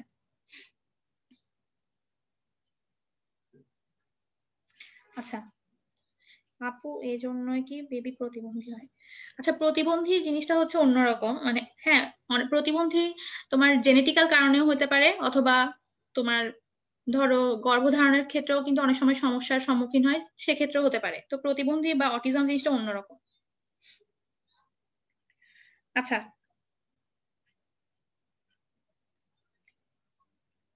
টিউব বেবির প্রসেসটা একটু বোঝান। তোমাদের তো ইয়া নাই, আইভিএফ তো নাই তোমাদের, এটা এইচএসসি তে আছে। আচ্ছা, অনেকে বলতেছো 21, কিন্তু এটার আনসার হচ্ছে গিয়ে কি, যারা বেশি বলতেছো সেটাই। 21 কোন দিক দিয়ে একটু ভালো করে দেখো। দেখো যে অংশগুলোতে গ্রিন আছে সেগুলো আমি কি, দেখো যে অংশগুলোতে গ্রিন আছে সেগুলো কি আমি কালো দিয়ে এঁকে দিলাম। তো ফাইনালি আমরা কি পেলাম? 74। যারা 21 দেখছো তাদের কি আচ্ছা যাই হোক, তাইলে এটাই হচ্ছে গিয়ে কি কালার ব্লাইন্ডনেস। যারা যারা কালার ব্লাইন্ডনেস তারা রংটাকে সঠিকভাবে চিনতে পারে না বা ধরতে পারে না। তো এটা হচ্ছে একটা জেনেটিক ডিসঅর্ডার। দেখো, যখন কেউ কোনো রং সঠিকভাবে চিনতে পারে না, সেটা হচ্ছে গিয়ে কি কালার ব্লাইন্ডনেস বা বর্ণান্ধতা। রং চেনার জন্য আমাদের চোখে কি স্নায়ুকোষে রং শনাক্তকারী পিগমেন্ট থাকে। আমাদের চোখে কি থাকে? রড কোষ থাকে, কোন কোষ থাকে। এর মধ্যে রড কোষ কি কালার মানে কি রং চিনে। তো তোমার যদি কোনো ওই রড কোষের যদি কোনো সমস্যা থাকে, সেক্ষেত্রে কি তোমরা তোমরা যা দেখছো সেটা বুঝতে পারো না যে এটা কি রং দেখছো। সেক্ষেত্রে তোমার এর কারণে কি হয়, তোমরা রংটা কি বুঝতে পারো না, যার কারণে সেটাকে আমরা কি বলি কালার ব্লাইন্ডনেস। তো কালার ব্লাইন্ডনেস দুই ধরনের হতে পারে। যদি একটা পিগমেন্ট না থাকে, ধরলাম তোমার ওই কোষে একটা পিগমেন্ট নেই, সেক্ষেত্রে সে কি ফার্স্ট স্টেজে লাল আর সবুজের মধ্যে পার্থক্য করতে পারে না। তো লাল আর সবুজের মধ্যে পার্থক্য না করতে পারার কারণে এই সংখ্যাটাও তারা বুঝতে পারবে না যে এখানে কি লেখা আছে, 74 নাকি অন্য কিছু। তো শনাক্ত করতে না পারার কারণে এই ধরনের বর্ণান্ধতা দেখা যায়। এটা হচ্ছে গিয়ে কি সর্বজনীন কালার ব্লাইন্ডনেস। কারণ কি এটার সংখ্যা হচ্ছে বেশি। সবুজ আর লালের মধ্যে পার্থক্য করতে পারে না, এটাই হচ্ছে স্টেজ 1।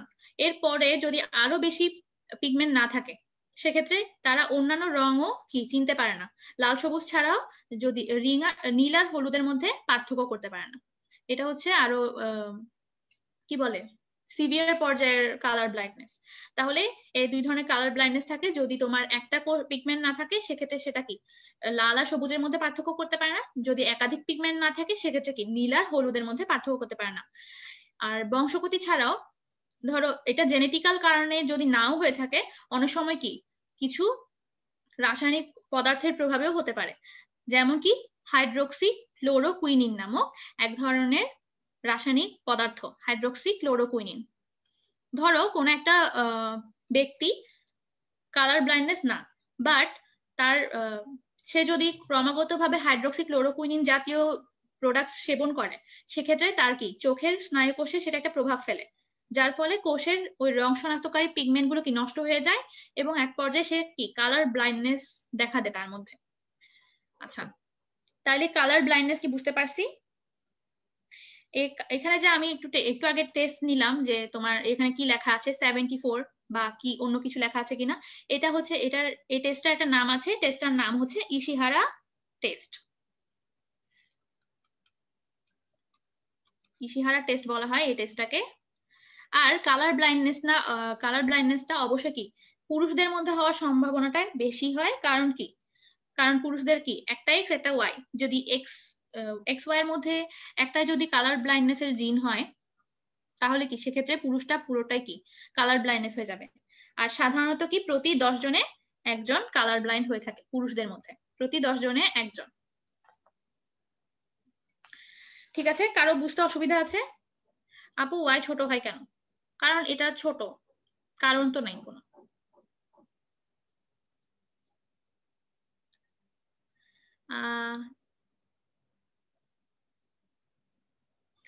ইশিহারা কি? আচ্ছা, কালার ব্লাইন্ডনেস পরীক্ষা করার জন্য এই 74টা ছাড়াও আরো অনেকগুলো সংখ্যার চার্ট থাকে। হ্যাঁ, চার্ট আকারে থাকে। আমি তো এখানে একটা দিয়েছি, এরকম আরো অনেকগুলো থাকে, সেটাকে বলা হয় ইশিহারা চার্ট। তো এই ইশিহারা চার্ট থেকে আমি একটা এখানের মধ্যে বসিয়ে দিয়েছি তোমাদের পরীক্ষা করার জন্য। তো তোমাদের মধ্যে যে পরীক্ষাটা করলাম এটাকে বলা হয় ইশিহারা টেস্ট। আচ্ছা, তাইলে কালার ব্লাইন্ডনেস বুঝলাম। তো কালার ব্লাইন্ডনেস এর ক্ষেত্রে তোমার যদি এটা জেনেটিক্যাল নাও হয় সেক্ষেত্রে কি হাইড্রোক্সি ক্লোরোকুইনিনের প্রভাবেও কিন্তু কালার ব্লাইন্ডনেসটা হতে পারে। তাহলে কালার ব্লাইন্ডনেস গেল। এরপর আসি হচ্ছে থ্যালাসেমিয়া। থ্যালাসেমিয়া হচ্ছে আরেকটা জেনেটিক ডিসঅর্ডার। এই থ্যালাসেমিয়াতে কি হয়? থ্যালাসেমিয়াতে মূলত আমাদের কোষে আমাদের রক্তের মধ্যে যে লোহিত রক্তকণিকাটা আছে বা আরবিসি, রেড ব্লাড সেল, এই রেড ব্লাড সেলের অস্বাভাবিক অবস্থা, অস্বাভাবিক অবস্থা এটাই হচ্ছে গিয়ে কি থ্যালাসেমিয়া। মানে কি তোমার যখন কোষের রক্তের মধ্যে আরবিসি এর পরিমাণটা অস্বাভাবিকভাবে কমে যায় বা নষ্ট হয়ে যায়, সেক্ষেত্রে কি তোমার রোগীটা রক্ত শূন্যতায় ভোগে। তো এই অবস্থাটাই হচ্ছে কি থ্যালাসেমিয়া, অর্থাৎ কি আরবিসি সংখ্যা কমে যায়, যার ফলে কি হয় রক্ত শূন্যতা দেখা দেয়।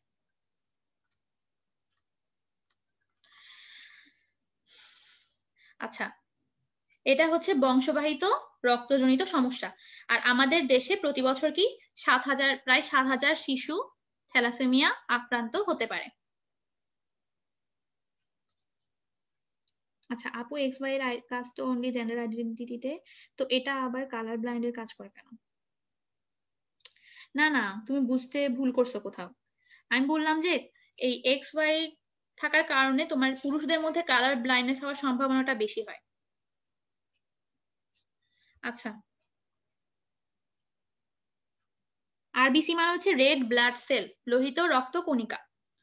তো এই লোহিত রক্ত কণিকার সংখ্যা যখন অস্বাভাবিকভাবে কমে যায় তখন রক্ত শূন্যতা দেখা যায়, ফলে কি সেই রোগীটার থ্যালাসেমিয়া হয়েছে বলে ধারণা করা হয়। তো থ্যালাসেমিয়া রোগীকে একটা নির্দিষ্ট সময় পর পর কিন্তু রক্ত দিতে হয়, তা না হলে কিন্তু একটা সময় গিয়ে তার রক্তের পরিমাণ একদমই শেষ হয়ে যাবে, কি যার ফলে কি সে মারাও যেতে পারে। তাহলে এটাকে বলা হয় কি অটোজোমাল রিসিসিভ ডিসঅর্ডার। এটার আরেকটা নাম আছে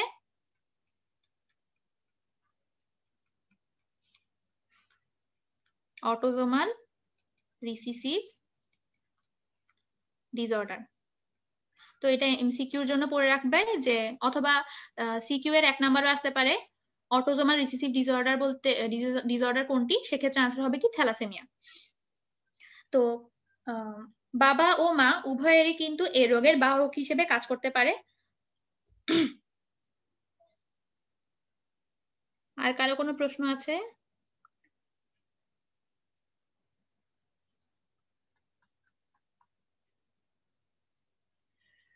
আনসার তো দিছি সবগুলো। আচ্ছা, তাহলে এখন আসি আমাদের যে লোহিত রক্ত কণিকা রয়েছে, এই লোহিত রক্ত কণিকার মধ্যে অবশ্যই কি প্রোটিন জাতীয় পদার্থ থাকে। হ্যাঁ, তো এই লোহিত রক্ত কণিকার মধ্যে যখন 2টা প্রোটিন থাকে, প্রোটিনগুলো কি কি? একটা হচ্ছে আলফা গ্লোবিউলিন, আরেকটা হচ্ছে বিটা গ্লোবিউলিন। তোমরা গ্লোবিউলিন প্রোটিন সম্পর্কে না, এটা এইচএসসি তে আছে। আচ্ছা, গ্লোবিউলিন হচ্ছে এক প্রকার প্রোটিন। তো এই গ্লোবিউলিনের মধ্যে আবার পার্থক্য আছে, একটা হচ্ছে আলফা গ্লোবিউলিন আর একটা বিটা গ্লোবিউলিন। তো এই দুইটা প্রোটিনের সমন্বয় হচ্ছে লোহিত রক্তকোষ গঠিত। হ্যাঁ, আর বিসিতে এই 2 ধরনের কি প্রোটিন থাকে।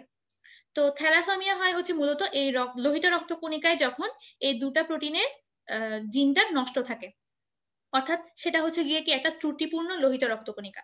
ত্রুটিপূর্ণ কেন? কারণ সেখানে তোমার এই যে প্রোটিনগুলো আছে, এই প্রোটিনগুলো তৈরির জন্য যে জিনটা থাকে, হ্যাঁ এই জিনগুলোই তো নির্দিষ্ট বৈশিষ্ট্য প্রকাশ করে।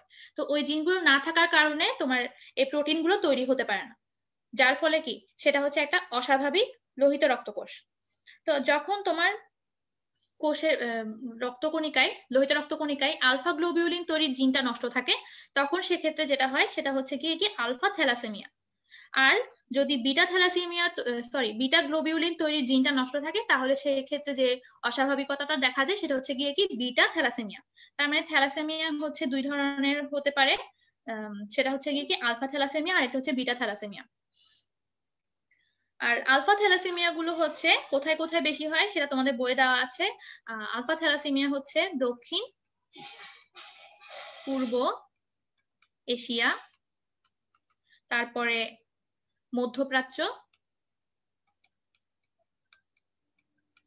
চীন, আর কি আফ্রিকা জনগণের মধ্যে দেখা যায়। এই চারটা অঞ্চলে কি হয়, আলফা থ্যালাসেমিয়ার প্রবণতা হওয়ার প্রবণতাটা বেশি। আর বিটা থ্যালাসেমিয়া হচ্ছে কোথায় হয়, বিটা থ্যালাসেমিয়া হয় হচ্ছে মেইনলি ভূমধ্য সাগরীয় এলাকায়। হ্যাঁ, ভূমধ্য সাগরীয় এলাকায় বিটা থ্যালাসেমিয়াটা হয়। তাছাড়াও আফ্রিকান আমেরিকান তার আচ্ছা লিখতে ইচ্ছা করছে না, আমেরিকান, চীন আর এশীয়দের মধ্যেও দেখা যায়। আচ্ছা যাই হোক, এগুলো এমসিকিউর জন্য একটু পড়ে রাখবে বিটা থ্যালাসেমিয়া। আর বিটা থ্যালাসেমিয়া যেটা আছে, বিটা থ্যালাসেমিয়ার আরেকটা নাম আছে যেটাকে বলা হয় কি কুলির থ্যালাসেমিয়া।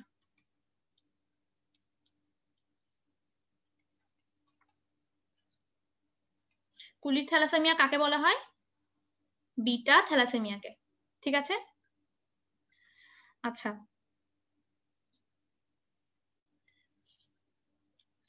অনেকগুলো প্রশ্ন হয়ে গেছে।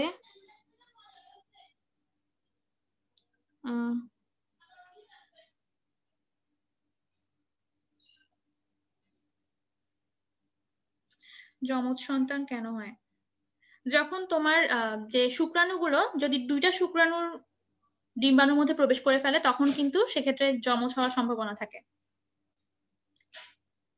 অনেকগুলো শুক্রাণু কিন্তু ডিম্বাণুর ভেতরে প্রবেশ করার চেষ্টা করে, কিন্তু যখন একের অধিক যায় তখন সেক্ষেত্রে দুইটা গেলে যমজ হয়। গ্লোবিউলিন হচ্ছে এক প্রকার প্রোটিন। আচ্ছা শেষ পর্যায়ে চলে এসেছি। আচ্ছা জিনের প্রাপ্তির উপর নির্ভর করে কিন্তু থ্যালাসেমিয়াকে দুইভাবে দেখা যায়। জিনের প্রাপ্তি, একটা হচ্ছে গিয়ে কি মেজর থ্যালাসেমিয়া আর একটা হচ্ছে মাইনর থ্যালাসেমিয়া। থ্যালাসেমিয়া মেজর কোনটা, যখন কি শিশুর বাবা মা দুইজনের থেকেই থ্যালাসেমিয়া জিনটা কি পেয়ে থাকে। ধরলাম স্মল আর, হ্যাঁ স্মল আর এটা হচ্ছে থ্যালাসেমিয়ার জন্য দায়ী জিন। যদি বাবা মা দুইজনের থেকে এই জিনটা আসে, সেক্ষেত্রে জাইগোটের প্রকৃতি কি হবে, জাইগোটের প্রকৃতি হবে এরকম। হ্যাঁ, দুইটাই যেহেতু স্মল আর, সেক্ষেত্রে এটা হচ্ছে গিয়ে কি মেজর থ্যালাসেমিয়া। আর যদি তোমার বাবা মায়ের মধ্যে যে কোনো একজনের থ্যালাসেমিয়া থাকে, ধরলাম বাবার আছে, হ্যাঁ বাবার থ্যালাসেমিয়া আছে, সেটা স্মল আর দিয়ে প্রকাশ করলাম, আর মায়ের থ্যালাসেমিয়া নাই সেটাকে ক্যাপিটাল আর দিয়ে প্রকাশ করলাম। হ্যাঁ, তো বাবার থ্যালাসেমিয়া যেহেতু আছে সেহেতু নতুন যে জাইগোটটা হবে সেক্ষেত্রে এটা হবে আর আর। এখন এখানে আর যেটা আছে, ক্যাপিটাল আর যেটা আছে সেটা হচ্ছে প্রকট। তো এই ক্যাপিটাল আর এর কারণে যে সন্তানটা হবে ওটার মধ্যে থ্যালাসেমিয়া রোগটা থাকবে না, বাট এটার পরবর্তী প্রজন্মে কিন্তু থ্যালাসেমিয়া হওয়ার একটা সম্ভাবনা থেকে যাবে। তার কারণ কি, তার কারণ হচ্ছে এর মধ্যে কিন্তু একটা ছোট আর প্রচ্ছন্ন অবস্থায় রয়ে গেছে। দুইটাই যদি ক্যাপিটাল আর হতো সেক্ষেত্রে কিন্তু এটা একদম সুস্থ হতো, কিন্তু একটা ছোট আর থেকে যাওয়ার কারণে এটা বাহক হিসেবে কাজ করবে বাট নিজে সুস্থ থাকবে।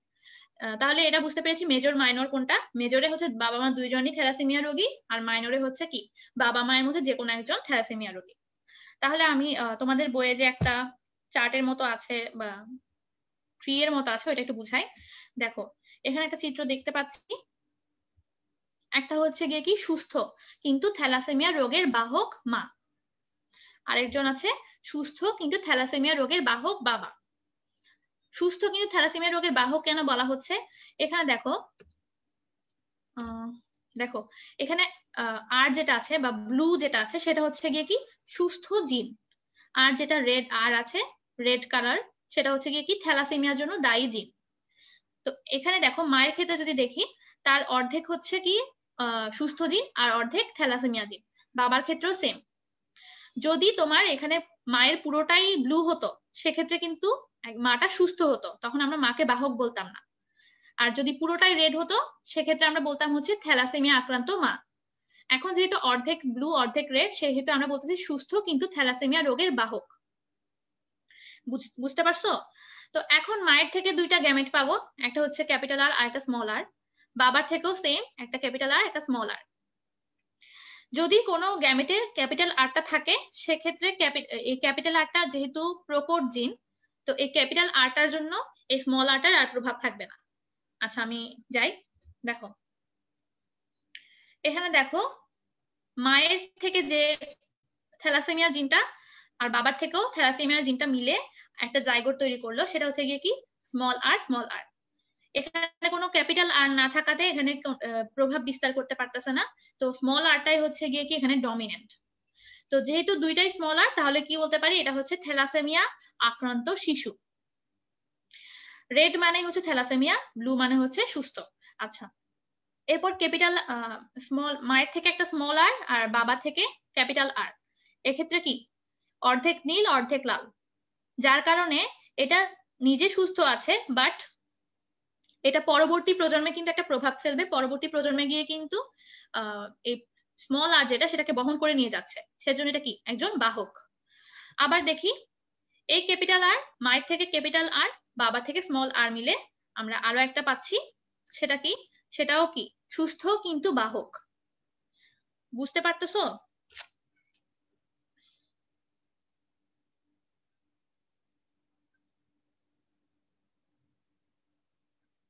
আচ্ছা আমি প্রশ্ন দেখতেছি না, তোমাদের প্রশ্নগুলো আমার থেকে রিলেভেন্ট মনে হচ্ছে না। তো আমি দেখো তাহলে আমরা কি পেলাম, একজন থ্যালাসেমিয়া আক্রান্ত শিশু পেলাম আর দুটো কি সুস্থ এবং বাহক শিশু পেলাম। এখন মায়ের যে ক্যাপিটাল আরটা আছে সেটার সাথে যদি বাবার ক্যাপিটাল আর আর এর নিষেধ ঘটে সেক্ষেত্রে কিন্তু সেটা সম্পূর্ণ সুস্থ। তাহলে আমরা টোটাল পাচ্ছি হচ্ছে চার ধরনের সন্তান হওয়ার না 3 ধরনের সন্তান হওয়ার সম্ভাবনা আছে। একটা হচ্ছে গিয়ে কি থ্যালাসেমিয়া আক্রান্ত, আর একটা হচ্ছে গিয়ে কি একদম সুস্থ, এবং ফাইনালি হচ্ছে গিয়ে সুস্থ কিন্তু বাহক। অর্থাৎ বাহক বলতে কি বুঝাচ্ছি, এই সুস্থ সন্তানটা পরবর্তী প্রজন্মে গিয়ে কি এই থ্যালাসেমিয়ার জিনটা বহন করে নিয়ে যাচ্ছে এবং পরবর্তী প্রজন্মে এটার প্রভাব পড়তে পারে, পরবর্তী প্রজন্মেও কি এই থ্যালাসেমিয়ার রোগটা হতে পারে, এজন্য এদেরকে বাহক বলা হচ্ছে। তাহলে এর মধ্যে যে 3 ধরনের দেখলাম, 4টা সন্তান হওয়ার সম্ভাবনা আছে, এই 4 জনের মধ্যে একজন হচ্ছে গিয়ে কি থ্যালাসেমিয়া আক্রান্ত, এই জন্য এখানে বলছে কি 4 ভাগের 1 ভাগ। সুস্থর ক্ষেত্রেও সেম 4 ভাগের 1 ভাগ, কিন্তু সুস্থ এবং বাহক 4 জনের মধ্যে 2 জন হচ্ছে কি সুস্থ কিন্তু বাহক, তাই সেজন্য কি বলছে 4 ভাগের 2 ভাগ বা অর্ধেক পরিমাণ সন্তান হচ্ছে গিয়ে কি সুস্থ কিন্তু বাহক হিসেবে কাজ করবে। তাহলে একটু পর্যন্ত বুঝতে পারছি? তো থ্যালাসেমিয়ার লক্ষণ কি? থ্যালাসেমিয়ার লক্ষণ হচ্ছে জন্মের আগে কি মায়ের পেটে শিশুর মৃত্যু হতে পারে, অথবা সন্তান জন্মগ্রহণের পরেও কিন্তু এই থ্যালাসেমিয়া রোগটা দেখা দিতে পারে। তো থ্যালাসেমিয়া মেজর আক্রান্ত শিশুরা জন্মের পর প্রথম বছরে কি জটিল রক্তশূন্যতায় ভোগে। তো জটিল রক্তশূন্যতা এটাই হচ্ছে মূলত লক্ষণ। আর চিকিৎসা হচ্ছে নির্দিষ্ট সময় পর পর রক্ত প্রদান আর নির্দিষ্ট ওষুধ খাইয়ে থ্যালাসেমিয়া চিকিৎসা দেওয়া হয়। লৌহ সমৃদ্ধ ফল বা ওষুধ খেতে হয় না। কারণ কি, তো থ্যালাসেমিয়া আক্রান্ত যে শিশুগুলো আছে তাদেরকে কিন্তু একটা নির্দিষ্ট সময় পর পর রক্ত দিতে হচ্ছে। তো রক্ত কিন্তু অনেক বেশি লৌহ সমৃদ্ধ, অর্থাৎ কি রক্তের মধ্যে অনেক আয়রন থাকে। তো যেহেতু নির্দিষ্ট সময় পর পর রক্ত দিতে হচ্ছে, তো তার ফলে কি তার দেহের লোহের সংখ্যাও কিন্তু বেড়ে যাচ্ছে। তো অলরেডি লোহের সংখ্যা বেড়ে আছে, তার মধ্যে যদি আরো বেশি লৌহ সমৃদ্ধ ফল বা ওষুধ দেওয়া হয় সেক্ষেত্রে কিন্তু সেটা জমে যাবে এবং জমে গিয়ে কি শরীরের অন্যান্য অঙ্গের ক্ষতি সাধন করবে। আচ্ছা এছাড়া যকৃৎ নষ্ট হলে জন্ডিস, অগ্ন্যাশয় নষ্ট হলে ডায়াবেটিস আর বিভিন্ন রকমের রোগ লক্ষণ দেখা দিতে পারে।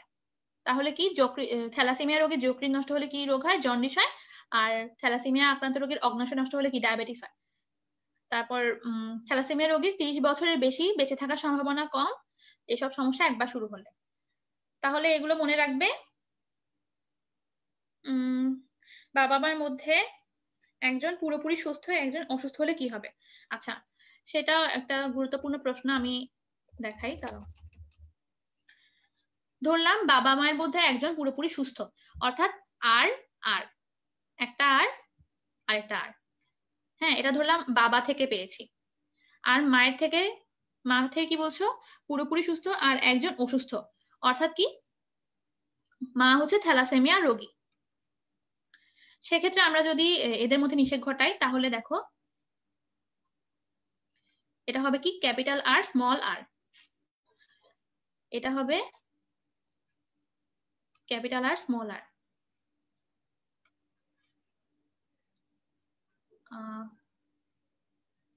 ক্যাপিটাল আর স্মল আর, অর্থাৎ কি চারজনই সুস্থ হবে বাট বাহক হিসেবে কাজ করবে। দেখো প্রত্যেকের মধ্যে স্মল আরটা আছে, তো স্মল আরটা থাকলে কি পরবর্তী প্রজন্মে সেটার প্রভাব থাকবে। চারজনেই সুস্থ তবে বাহক। বুঝাতে পেরেছি?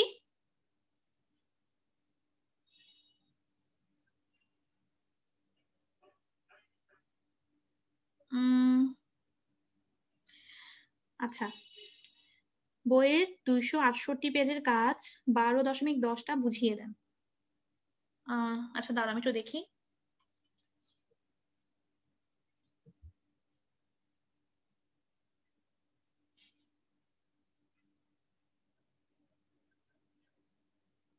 আচ্ছা আচ্ছা, তো একজন যেহেতু বুঝাতে বলেছো সেহেতু আমি বুঝাই দিচ্ছি। দেখো এখানে বলছে কি এক্স প্রাইম দিয়ে হচ্ছে, একটা আছে কি এক্স প্রাইম আর একটা হচ্ছে এক্স। এটা কিন্তু বর্ণান্ধতার জন্য, কিন্তু যদি আমি থ্যালাসেমিয়ার মধ্যে লিখতেছি। আচ্ছা, একটা হচ্ছে এক্স প্রাইম, একটা হচ্ছে এক্স। এক্স প্রাইম যেটা, এক্স প্রাইম দিয়ে বোঝানো হচ্ছে মিউট্যান্ট এক্স, অর্থাৎ কি যেটার পরিবর্তন ঘটেছে, যেটা অস্বাভাবিক। তো এক্স প্রাইম দিয়ে বোঝাচ্ছি কি অস্বাভাবিক জিন, আর এক্স হচ্ছে নর্মাল জিন। তো এখন বলছে কি বাহক মা এবং অসুস্থ বাবার মিলনে উৎপন্ন সন্তানদের সুস্থ এবং অসুস্থ কিংবা বাহক হওয়ার অনুপাতটা নির্ণয় করতে বলছে। আচ্ছা, যেহেতু বলছে বাহক মা, সেহেতু মায়ের ক্রোমোজোমের সংখ্যাটার কিরকম হবে? এক্স এক্স প্রাইম হবে। বাহক যেহেতু, সেহেতু এক্স এক্স প্রাইম হবে। যদি বলতো অসুস্থ মা, সেহেতু কি সেক্ষেত্রে এক্স প্রাইম হতো। আমি কি বুঝাতে পারতেছি? দুটোই যদি মিউট্যান্ট ক্রোমোজোম হতো সেক্ষেত্রে মাটা অসুস্থ হতো, কিন্তু এখানে বলছে মাটা বাহক, সেহেতু আমি এখানে লিখছি এক্স এক্স প্রাইম। আর বলছে কি বাবাটা অসুস্থ, অর্থাৎ বাবার একটা এক্স প্রাইম এবং আরেকটা ওয়াই। এখন বাবার থেকে পেলাম একটা এক্স প্রাইম আর একটা পেলাম ওয়াই গ্যামেট, আর মায়ের থেকে পেলাম একটা এক্স গ্যামেট আর একটা এক্স প্রাইম গ্যামেট। এখন এদের মধ্যে নিষেধ ঘটাই, দেখো তাহলে কি এক্স প্রাইম এক্স, এরপরে এটার সাথে এক্স প্রাইমের সাথে এক্স প্রাইম ঘটালে এক্স প্রাইম এক্স প্রাইম, এরপর ওয়াই এর সাথে যদি এই এক্স এর হয় তাহলে এক্স ওয়াই, ওয়াই এর সাথে এই এক্স প্রাইমের হলে এক্স প্রাইম ওয়াই। আচ্ছা দেখো এখানে দেখো এক্স এক্স এক্স এক্স, তো যেহেতু এগুলো এক্স এক্স তাহলে কি এই দুইটা সন্তান মেয়ে হবে। যেগুলো আমি গ্রিন দিয়ে দেখাচ্ছি সেগুলো হচ্ছে মেয়ে, যেহেতু দুটোই এক্স। আর যেগুলো আমি ব্লু দিয়ে দেখাচ্ছি সেগুলো হচ্ছে ছেলে, যেহেতু আমি ব্লু কি বলে যেহেতু একটা এক্স একটা ওয়াই। এখন কথা হচ্ছে কোনটা অসুস্থ হবে, কোনটা সুস্থ হবে, কোনটা বাহক হবে। দেখো x prime x, x prime x এর মধ্যে একটা কিন্তু সুস্থ, সেহেতু এটাই প্রকট। তাহলে এটা কি? এটা হচ্ছে সুস্থ তবে বাহক, যেহেতু একটা এক্স প্রাইম রয়ে যাচ্ছে। এরপর আসি এক্স প্রাইম এক্স প্রাইম, দুটোই এক্স প্রাইম, দুটোই এক্স প্রাইম হওয়াতে কি এটা অসুস্থ হবে। এরপর তার মানে কি একটা সুস্থ কিন্তু বাহক মেয়ে সন্তান এবং একটা অসুস্থ মেয়ে সন্তানের হওয়ার সম্ভাবনা রয়েছে। এখন আসি ছেলেদের ক্ষেত্রে, একটা এক্স ওয়াই, অর্থাৎ এক্স ওয়াই মানে হচ্ছে কি সুস্থ ছেলে, একদম সুস্থ, এর মধ্যে কোনো এক্স প্রাইম নেই, একদম সুস্থ এবং বাহকও হবে না। আরেকটা কি থেকে যাচ্ছে X prime Y, X prime Y দেখো বাবারটা দেখো এক্স প্রাইম ওয়াই, তার মানে কি এটা কি অসুস্থ ছেলে। আমি কি বুঝাতে পারছি?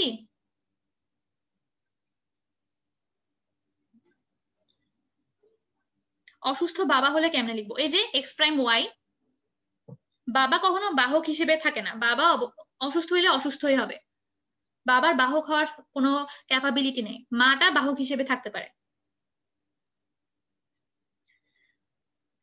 তাহলে অনুপাত কি হবে? সুস্থ বাহকের সংখ্যা 1 জন, অসুস্থ মেয়ের সংখ্যা 1 জন, তারপরে সুস্থ ছেলের সংখ্যা 1 জন এবং অসুস্থ ছেলের সংখ্যা 1 জন। তাহলে অনুপাত হচ্ছে 1:1:1:1। আচ্ছা, তাহলে থ্যালাসেমিয়া বুঝলাম, লক্ষণ জানলাম। এখন তোমাদের কাছে আচ্ছা প্রকট কি? প্রকট, আচ্ছা প্রশ্নটা তো তাই না দেখায়। প্রকট হচ্ছে যেটার প্রভাবটা তোমরা চোখে দেখতে পাবা।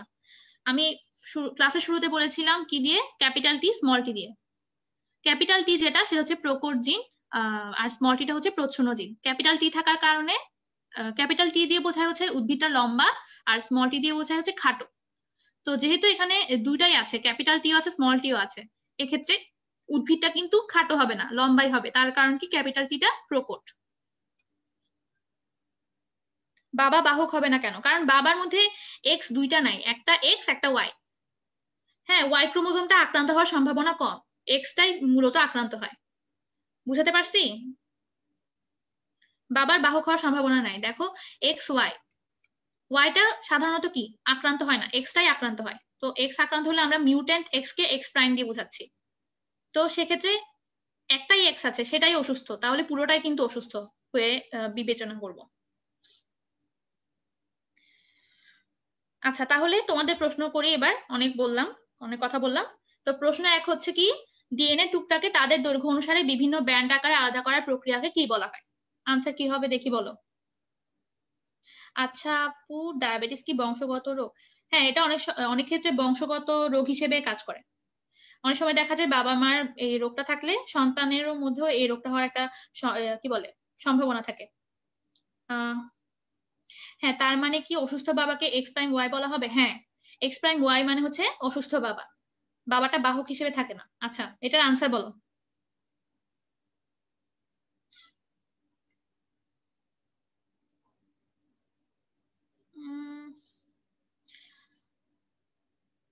আচ্ছা, ভেরি গুড, সবাই সঠিক উত্তর দিয়েছো। আনসার হচ্ছে গিয়ে বি, ইলেকট্রোফোরেসিস। ইলেকট্রোফোরেসিস প্রক্রিয়ায় তাদের ডিএনএ কে দৈর্ঘ্য অনুসারে বিভিন্ন ব্যান্ড আকারে আলাদা করা হয়। আচ্ছা, তাহলে আমি নেক্সট প্রশ্নে চলে যাই। নেক্সট প্রশ্নে চলে যাওয়ার আগে তোমাদের কি বলে পারমিশনটা নিই, না হলে আমি কনফিউজড হয়ে যাব কিসের আনসার দিচ্ছ।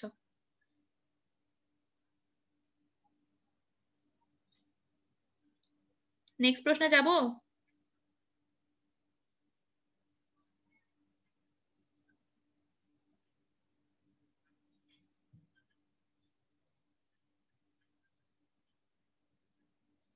আচ্ছা, তাইলে নেক্সট প্রশ্নে যাচ্ছি। নেক্সট প্রশ্ন হচ্ছে ডিএনএ টেস্টে কি ধরনের কাগজ ব্যবহার করা হয়? সাধারণ, সেলুলোজ, নাইট্রোসেলুলোজ, ফসফোসেলুলোজ।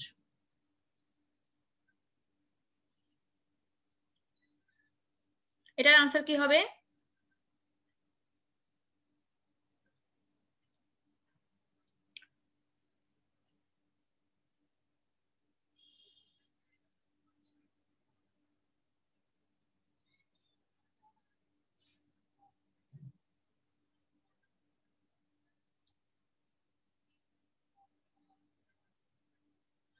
হ্যাঁ, সবাই সঠিক উত্তর দিয়েছো। আনসার হচ্ছে সি, নাইট্রোসেলুলোজ। এই নাইট্রোসেলুলোজ কাগজটা ইউজ করে কি করা হয়? নাইট্রোসেলুলোজ কাগজে তোমার এই যে ব্যান্ড গুলো সেগুলোকে দৃশ্যমান আকারে সাজানো হয় অটো রেডিওগ্রাফ পদ্ধতিতে। আচ্ছা, তাহলে নাইট্রোসেলুলোজ পারছো। এরপরে প্রশ্ন 3-এ যাব, তার আগে তোমাদের পারমিশনটা নিয়ে নিই।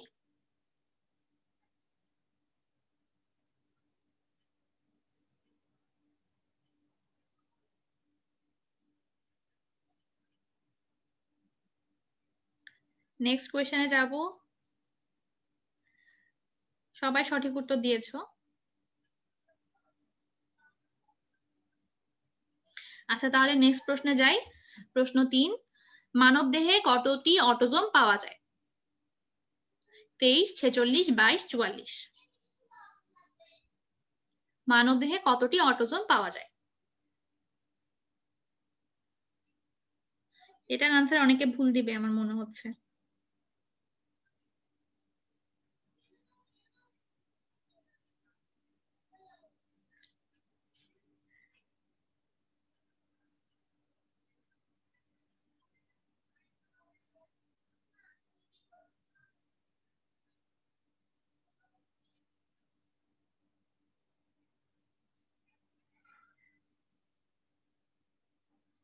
আচ্ছা, ভাবছিলাম সবাই ভুল উত্তর দিবে।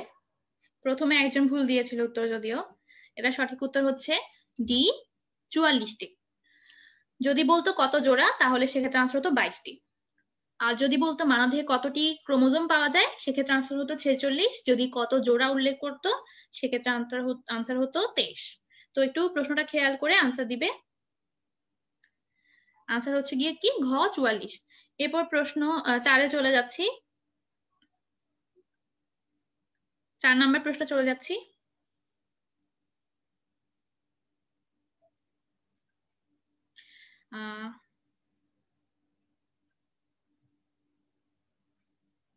আচ্ছা, 4 নম্বর থ্যালাসেমিয়ার বাহক বাবা মা এর বাহক শিশু হওয়ার সম্ভাবনা কত শতাংশ?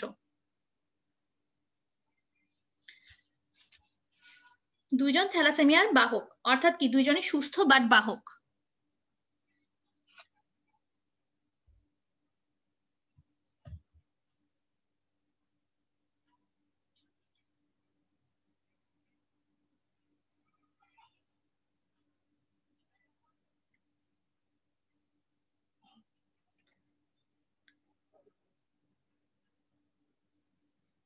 সবাই ভুল উত্তর দিচ্ছে কেন এটা? একটু ভেবে চিন্তে আনসার দাও। বাহক শিশু বলা হয়েছে।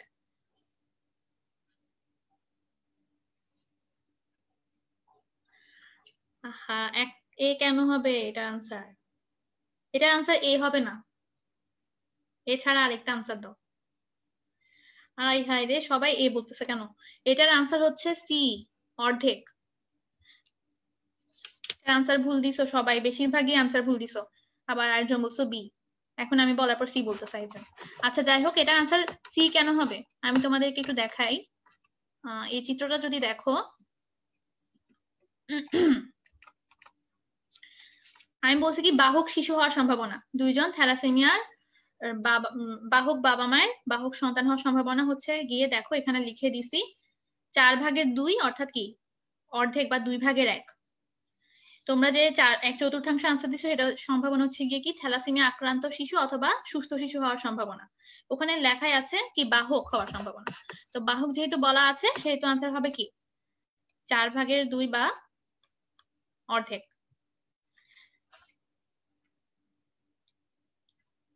তাহলে আমি লাস্ট প্রশ্ন করি, যদিও প্রশ্নটা এখানে লেখা নাই, আমি এটা এমনিতেই লিখে দেখাচ্ছি। প্রশ্নটা হচ্ছে মেন্ডেলের যে পরীক্ষাটা করেছি প্রথমে, মেন্ডেলের পরীক্ষায়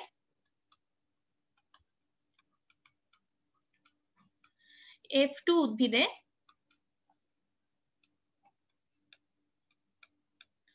খাটো ও লম্বা গাছের অনুপাত কত? 4টা অপশন দিচ্ছি। 2:1, 3:1, 1:3, 1:2। এটার আনসার কি হবে? মেন্ডেলের যে মটরশুটির পরীক্ষাটা করেছিলাম সেই মেন্ডেলের পরীক্ষায় F2 উদ্ভিদে খাটো ও লম্বা গাছের অনুপাত কত? 4টা অপশন দিয়েছি। কতে হচ্ছে 2:1, খতে 3:1, গতে 1:3 এবং ঘতে 1:2। দেখি এটার আনসার কে দিতে পারে।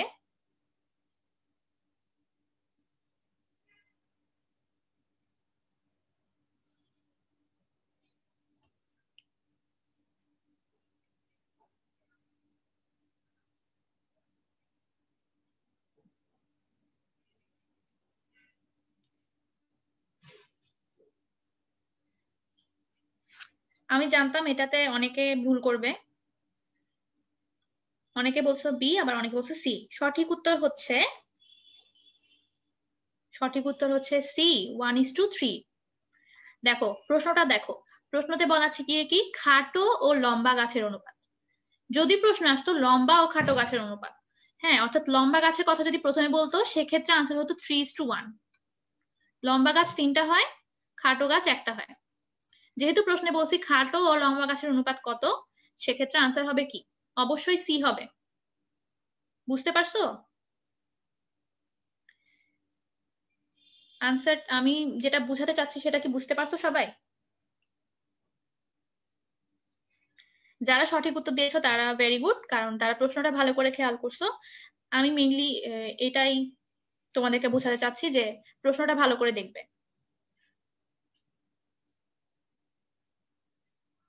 আচ্ছা, তাহলে এখন থেকে প্রশ্নটা ভালো করে দেখবে। আর 5টা যে প্রশ্ন করলাম, এই 5টা প্রশ্নের মধ্যে কে কতটা সঠিক উত্তর দিতে পেরেছো? সবাই কমেন্ট করো কয়টা প্রশ্নের সঠিক উত্তর দিতে পেরেছো।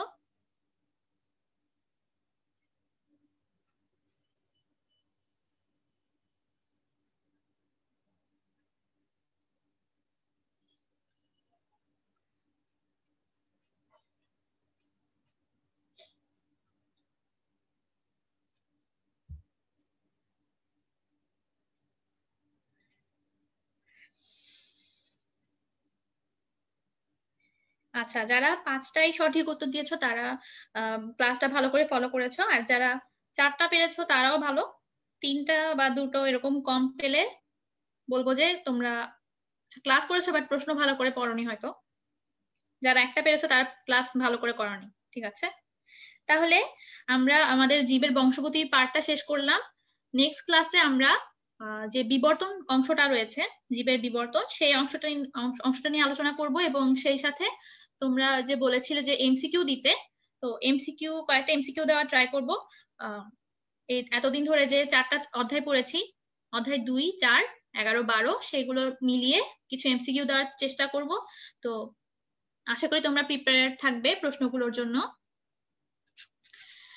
আমি কি বুঝাতে পেরেছি? কালকে সকালে ইনশাল্লাহ একটা ক্লাস নিব, সকালে 10টা বা 10:30টার দিকে। তো সেই ক্লাসে বিবর্তন নিয়ে আলোচনা করব, এবং ক্লাস শেষে যে অধ্যায় 4টি পড়িয়েছি সেই অধ্যায়ের উপর বেস করে কয়েকটা এমসিকিউ দিব।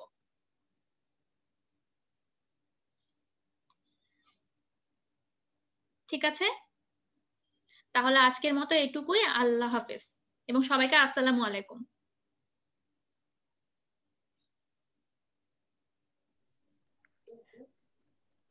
তো আজকের ক্লাস এ পর্যন্তই। আমাদের পরবর্তী ক্লাস কাল সকাল 10টা 30 মিনিট। তোমরা সবাই ফ্রেন্ডদের জানিয়ে দেবে এবং সবাই ক্লাসে উপস্থিত থাকবে। আজকের মতো এখানে শেষ করছি। আল্লাহ হাফেজ।